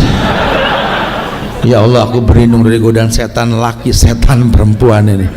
Karena ini handphone, astagfirullahaladzim, apa yang nggak ada, antum nggak perlu tawaf di mall, cukup nyalain handphone. Maksiat di tangan anda. Tuh kalau buka handphone bacanya begitu, giliran tutup gimana? Sama, matiin, lempar gufronaka, gitu ya, sama saja. Kayak keluar WC gitu. Ya, jadi kita nggak bisa menghindar. Kalau memang kita butuh, ya kenapa enggak? Mudah-mudahan dengan jual beli yang betul, kita betul. Kan ada doa masuk pasar, keluar pasar, boleh, nggak apa-apa. Tapi temen itu memang ngajaknya untuk kepentingan. Nah kalau tadi diajak mungkin suruh nongkrong yang nggak penting, nantilah kita bahas deh. Ada tanda-tanda orang yang diberikan kemuliaan oleh Allah. Salah satunya bakhil dengan waktu. Waktu yang dimaksud dibuang-buang. Jadi kalau temennya ngajak ngebuang waktu, dia tanya, kumpul di mall mau ngapain? Ya nongkrong aja, nongkrong doang. Enakan di sini bro, ya rumah sendiri, mau gaya apa juga boleh gitu kan? Ya enggak, kita pengen ngobrol-ngobrol santai tentang agama ya, enggak lama. Nah mungkin kita lihat efek itunya. Tapi kalau memang nggak ada manfaatnya, ngapain? Nongkrong dalam Islam boleh, tapi hak kotorik hak kohu, kata Rasul. Perhatikan hak orang jalan. Jangan gara-gara nongkrong orang keganggu, pemandangan jadi nggak baik. Jangan. Ya kita nongkrong di sebuah tempat, kita nggak bisa menghindar. Kalau yang namanya nongkrong tuh hobi anak muda. Cuma tongkrongannya buat apa? Kalau cuma ngobrol yang nggak penting, kan waktu pinjaman dipakai buat yang nggak penting, dosa, mubazir. Akhirnya kita keras hati untuk sebuah hal yang tidak bermanfaat, kita jadi keras hati nantinya. Wallahu a'lam. Ya, yang saya maksud itu meninggikan pagar di sini, membatasi diri, ya. Jadi bukan cuma rumah yang ditinggikan pagarnya, tapi memang dia batasi diri. Dia ukur kalau memang bakal dia jadi nggak baik dalam pergaulan, dia mundur dulu. Tapi dia nggak tinggalkan temannya. Karena saya pernah sampaikan di beberapa kajian bahwa al-mu'minul ladzi yukhalitun nas wa yasbiru ala ma'adahum afdalu minal mu'minil ladzi la yukhalitun nas wa la yasbiru ala ma'adahum. Orang beriman yang baik imannya mau bergaul sama orang yang kurang baik imannya lebih mulia ketimbang orang beriman yang nggak mau bergaul. Rawahu Tirmizi. Iya. Bukan berarti antum tetap bergaul, kalau bakal beresiko. Babnya jelas, darul mafasid muqaddam ala jalbil masoleh. Mencegah yang buruk terjadi lebih dikedepankan ketimbang melakukan kewajibannya. Kalau anda hijrah masih bergaul sama yang nggak baik, bakal rusak. Jangan. Perdalam agama, kuatkan iman dan akidah anda, kemudian datangi mereka, dakwahkan. Karena yang namanya teman tuh asik dalam berdakwah. Kita kalau berteman dakwah tuh enak, bebas ngomong. Antum juga nanyanya juga asik. Jadi hidup suasana. Makanya itu yang Nabi ajarkan kepada para dai. Kata Rasul, walakin sahibukum hadza khalilullah. Tetapi sahabat kalian ini, Rasul menjadikan dirinya sahabat orang-orang yang didakwahi. Jadikan dia sahabat. Nggak usah robah suara kalau ngomong agama, biasa aja bro. Kalau ngomong, lo gimana Allah berfirman ya. Ya, lo nggak demen Jangan gara-gara di mimbar berubah suara, jangan.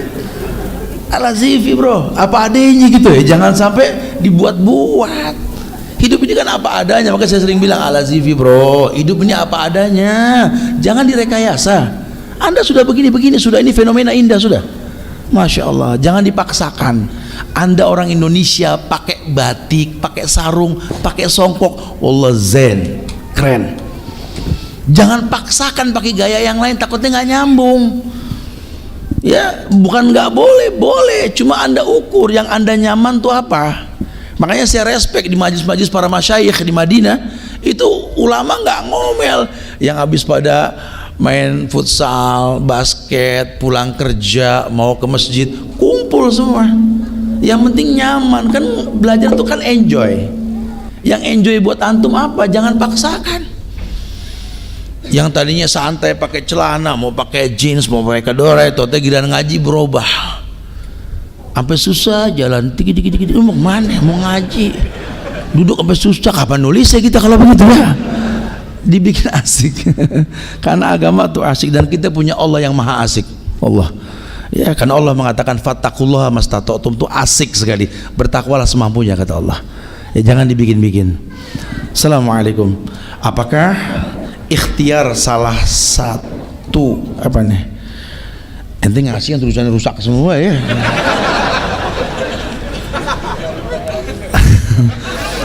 Apa ikhtiar salah satu bagaimana pada rusak dah? Nggak bisa baca. Ayo mau nanya langsung juga nggak apa-apa. Asal pilih pertanyaan. Fadal.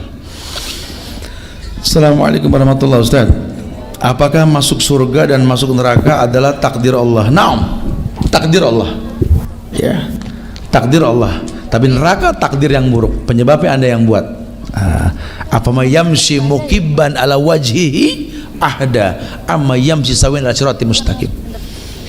Allah bakal balikin dulu di dunia dia jalan pakai kaki, di akhirat dia ngesot pakai muka. Kenapa? Di dunia dia putar balikan hukum.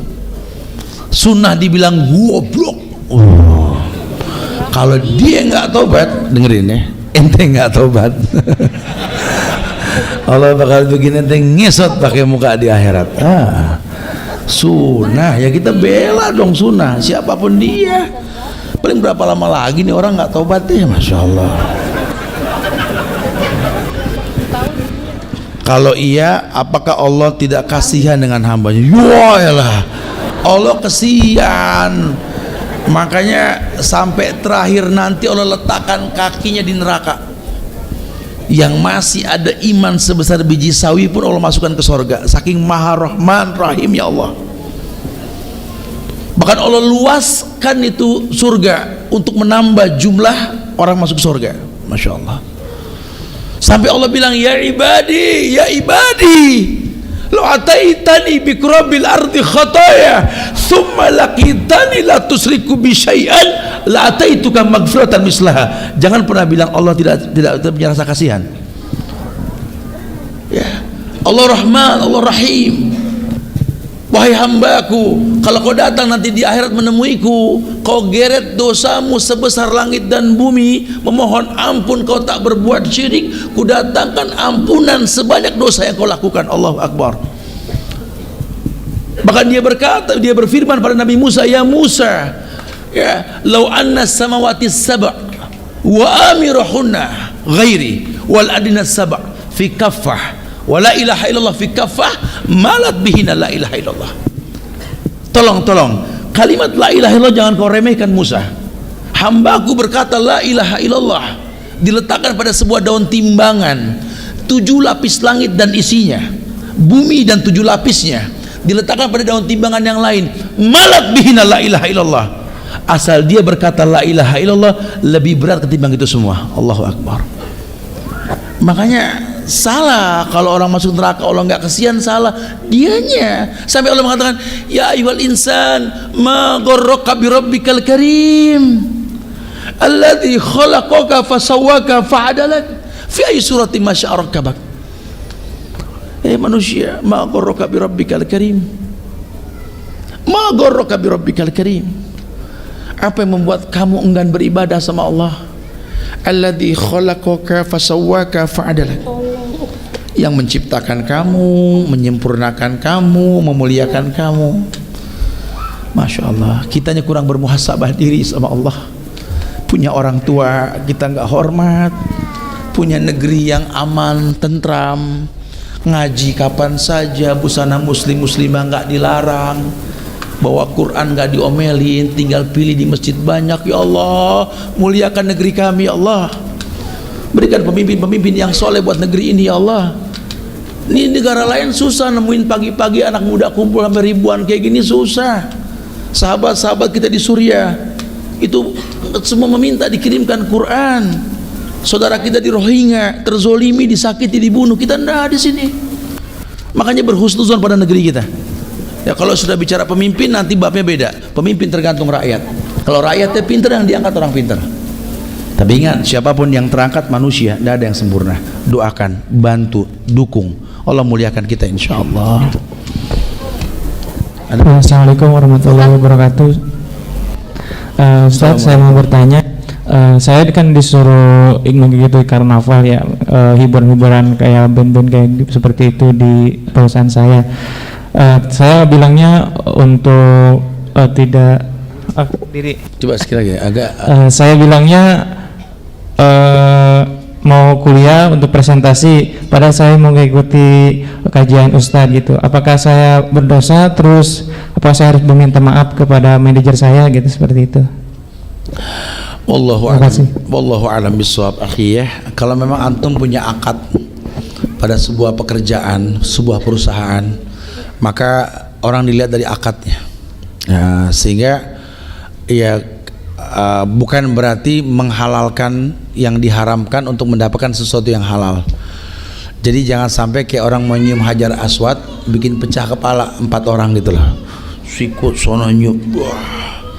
Ya, Anda sudah nyium, sudah ibadah dengan cara yang salah. Nah, ini mungkin Anda punya akad bahwa pada hari ini ada komitmen tentang masalah pekerjaan. Tapi Anda pengen ngaji juga.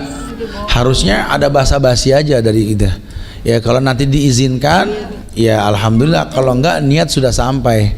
Toh sekarang sudah direkam, bisa diminta dan dimasukkan ke YouTube, bukan susah kok ya. Mungkin kedepannya nanti dalam rapat boleh diajukan tuh.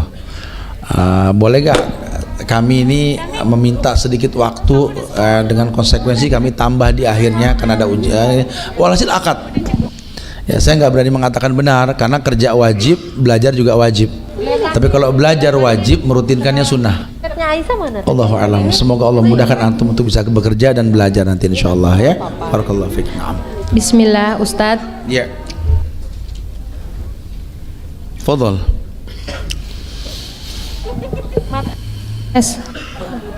Suami saya keasikan tinggal sama orang tua, tapi saya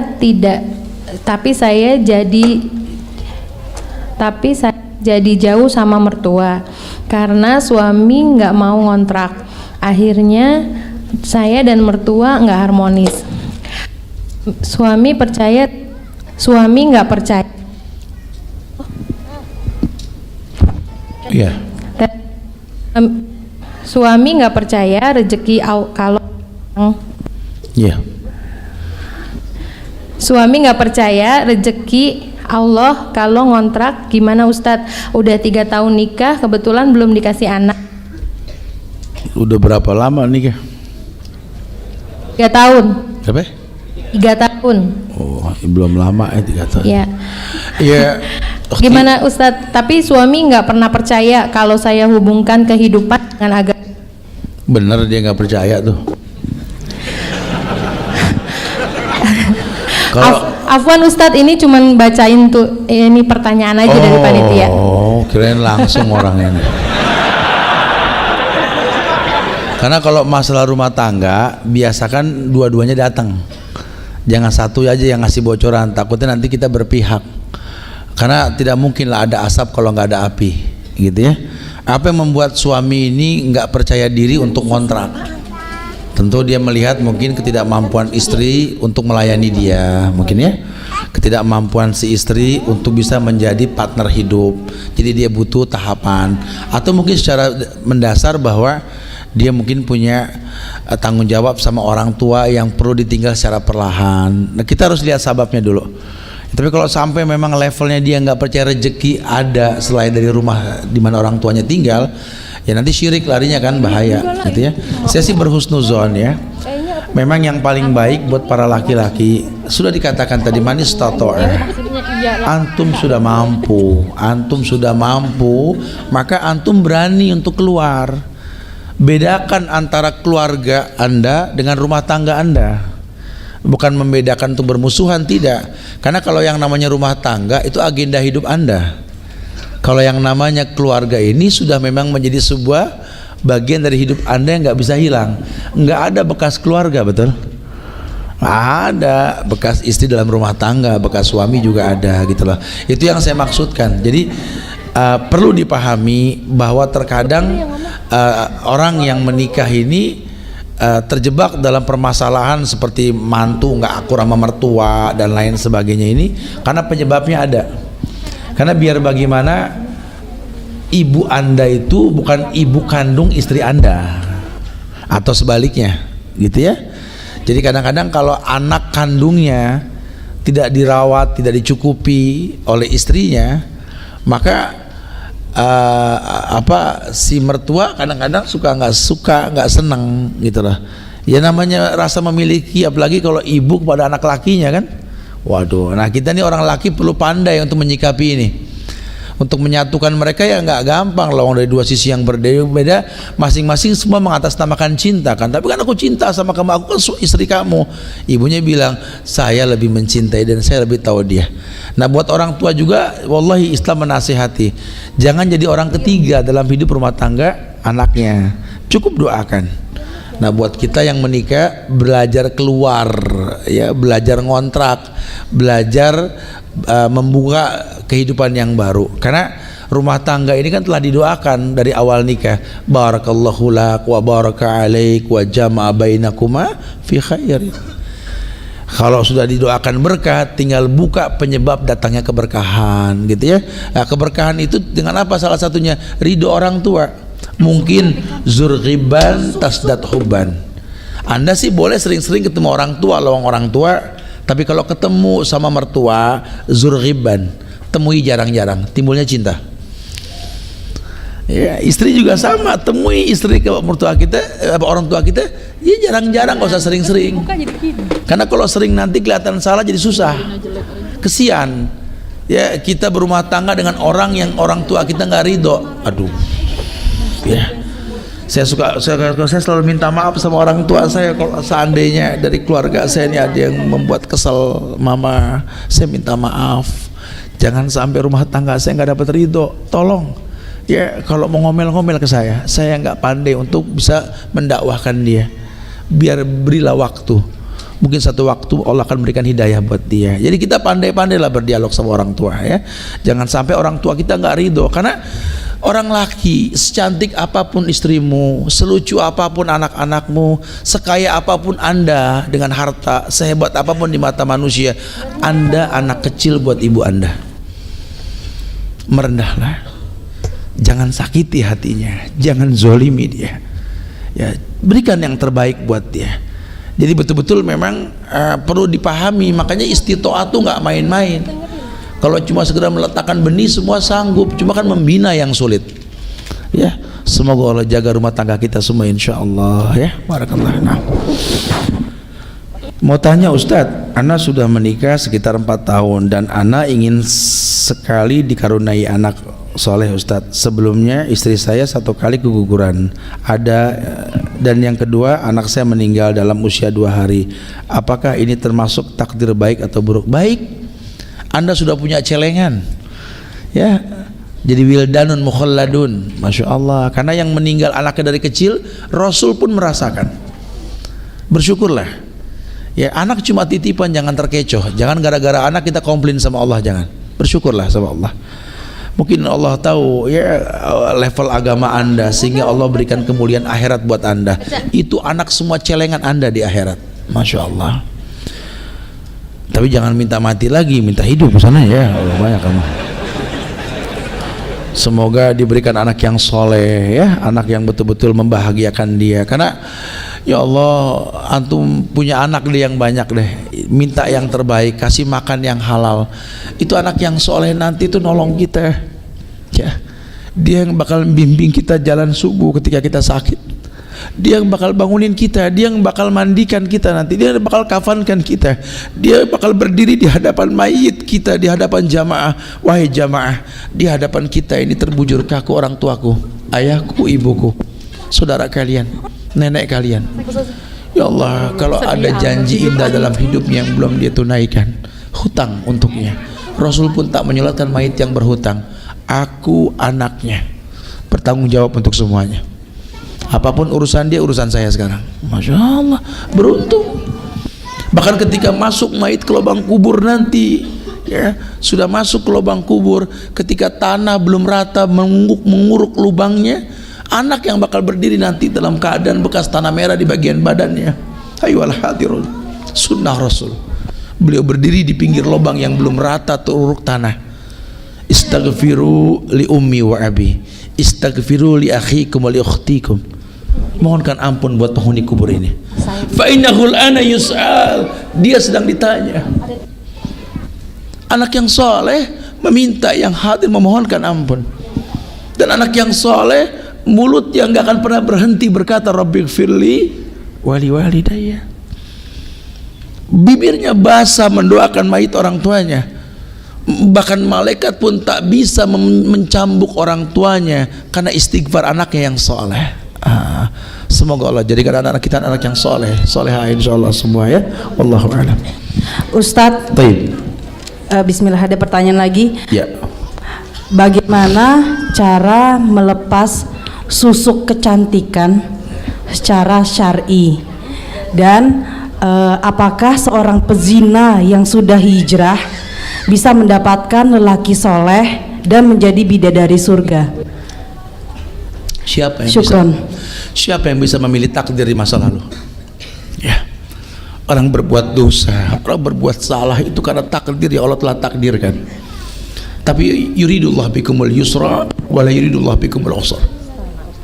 Allah pengen yang baik, pengen yang gampang buat manusia. Makanya Nabi mengabarkan ada perempuan yang seumur hidupnya dia bermaksiat.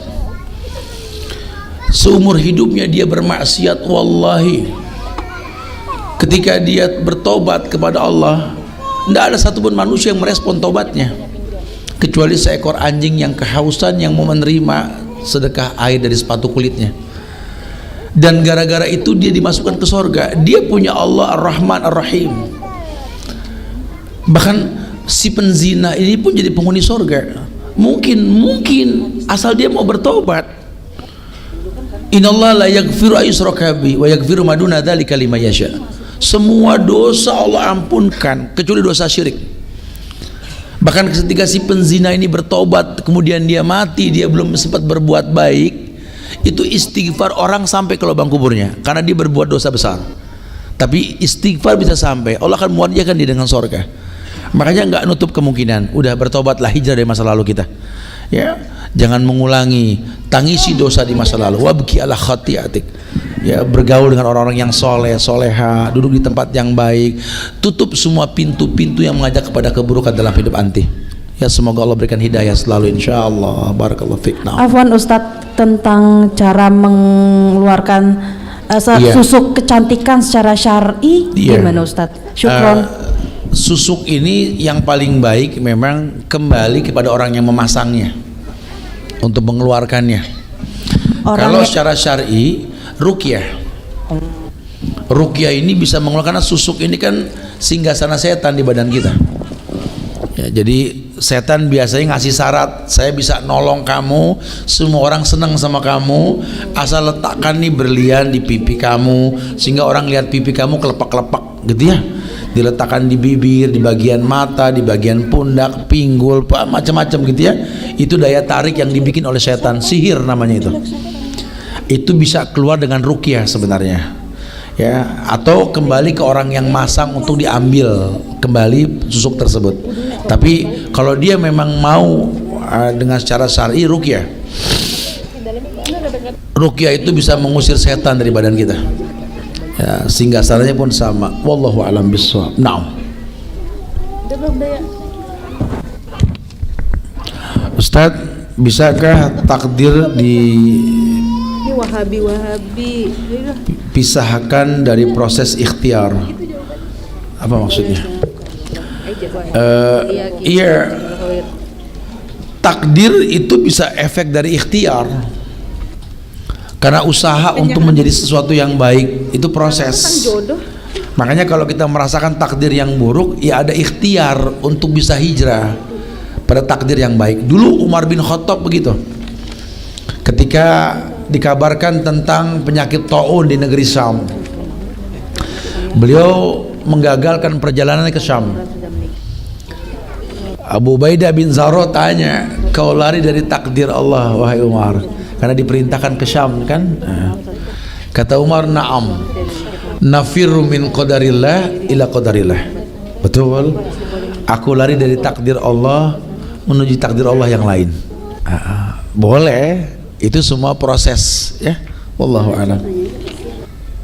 Khalas. Taib ya. Ini panitia sudah bilang khalas. Jos. Ustadz, afwan boleh satu lagi? Fadal. Saya Ahwat, anak tunggal, bekerja kantoran, sudah menikah, punya anak satu. Ya. Suami merasa saya lebih patuh kepada orang tua daripada ke suami, sehingga suami saya berselingkuh dan saya pun mengusirnya dari rumah. Saya sebagai istri sudah meminta maaf saat bertemu langsung, tapi suami sudah tidak ada itikat meluruskan masalah. Apakah saya sebagai istri boleh meminta cerai karena suami sudah tidak ada kejelasan? Syukron Ustaz. Ya kalau memang jelas sudah seperti itu ceritanya ya boleh. Anda membutuhkan seorang imam yang membawa bahtera rumah tangga ke surganya Allah. Sekarang kalau si suami sudah nggak ada ketertarikan buat membawa bahtera, ya janganlah mengayu sendiri kan gitu. Boleh, alasannya kuat. Tapi kalau masih bisa diluruskan lebih baik ya. Memang buat laki-laki ya harga diri kita itu bekerja. Ya jangan sampai Anda jadikan bidadari surga Anda itu bekerja.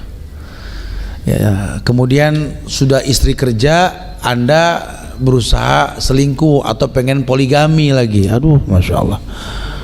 Kalau di negeri-negeri Islam itu memang betul-betul ditegakkan rumahku surgaku itu. Yang namanya rumah tuh isinya bidadari. Bidadari dijamin, dicukupin, dibelikan rumah, diberikan nafkah. Lelaki yang belanja ke pasar, udah perempuan jadi madrasah sudah. Nah di kita ini agak susah. Ya kita menikah dengan orang yang sedang bekerja dan kitanya nggak bekerja, ya harga diri. Makanya wajar kalau istri itu kadang-kadang lost control ketika emosi. Dia bisa mengatur suaminya. Kenapa? Karena dia merasa income-nya lebih besar. Makanya nikah dengan yang sekufu ya, supaya ada dialog baik ke depan. Kalau Anda nggak pengen menikah sama orang yang kaya, bekerja, Andanya juga harus pekerja yang betul-betul semangat, workaholic ya, betul-betul pekerja yang keras supaya nyambung obrolannya. Khawatirnya seperti ini. Nah buat si akhwat ini ya kalau memang udah begitu nggak ada kejelasan, ya udahlah laporkan ke panitra sebelum kekauan, nanti ada nasihat dari mereka. Kalau didudukin memang sudah nggak ketemu, wallahi pisah merupakan solusi. Semoga Allah jaga rumah tangga anti insyaallah ya. Insyaallah mudah-mudahan manfaat yang disampaikan ini, minta maaf nggak kebaca semua. Mudah-mudahan pembahasannya hampir mirip dengan yang ditanya ya. Minta maaf kalau ada kekurangan, kesempurnaan hanya milik Allah. Kita tutup dengan kafaratul majlis. Subhanakallahumma bihamdika asyhadu an la ilaha illa anta astaghfiruka wa atubu ilaik. Assalamualaikum warahmatullahi wabarakatuh. ولتكن منكم أمة يدعون إلى الخير ويأمرون بالمعروف وينهون عن المنكر وأولئك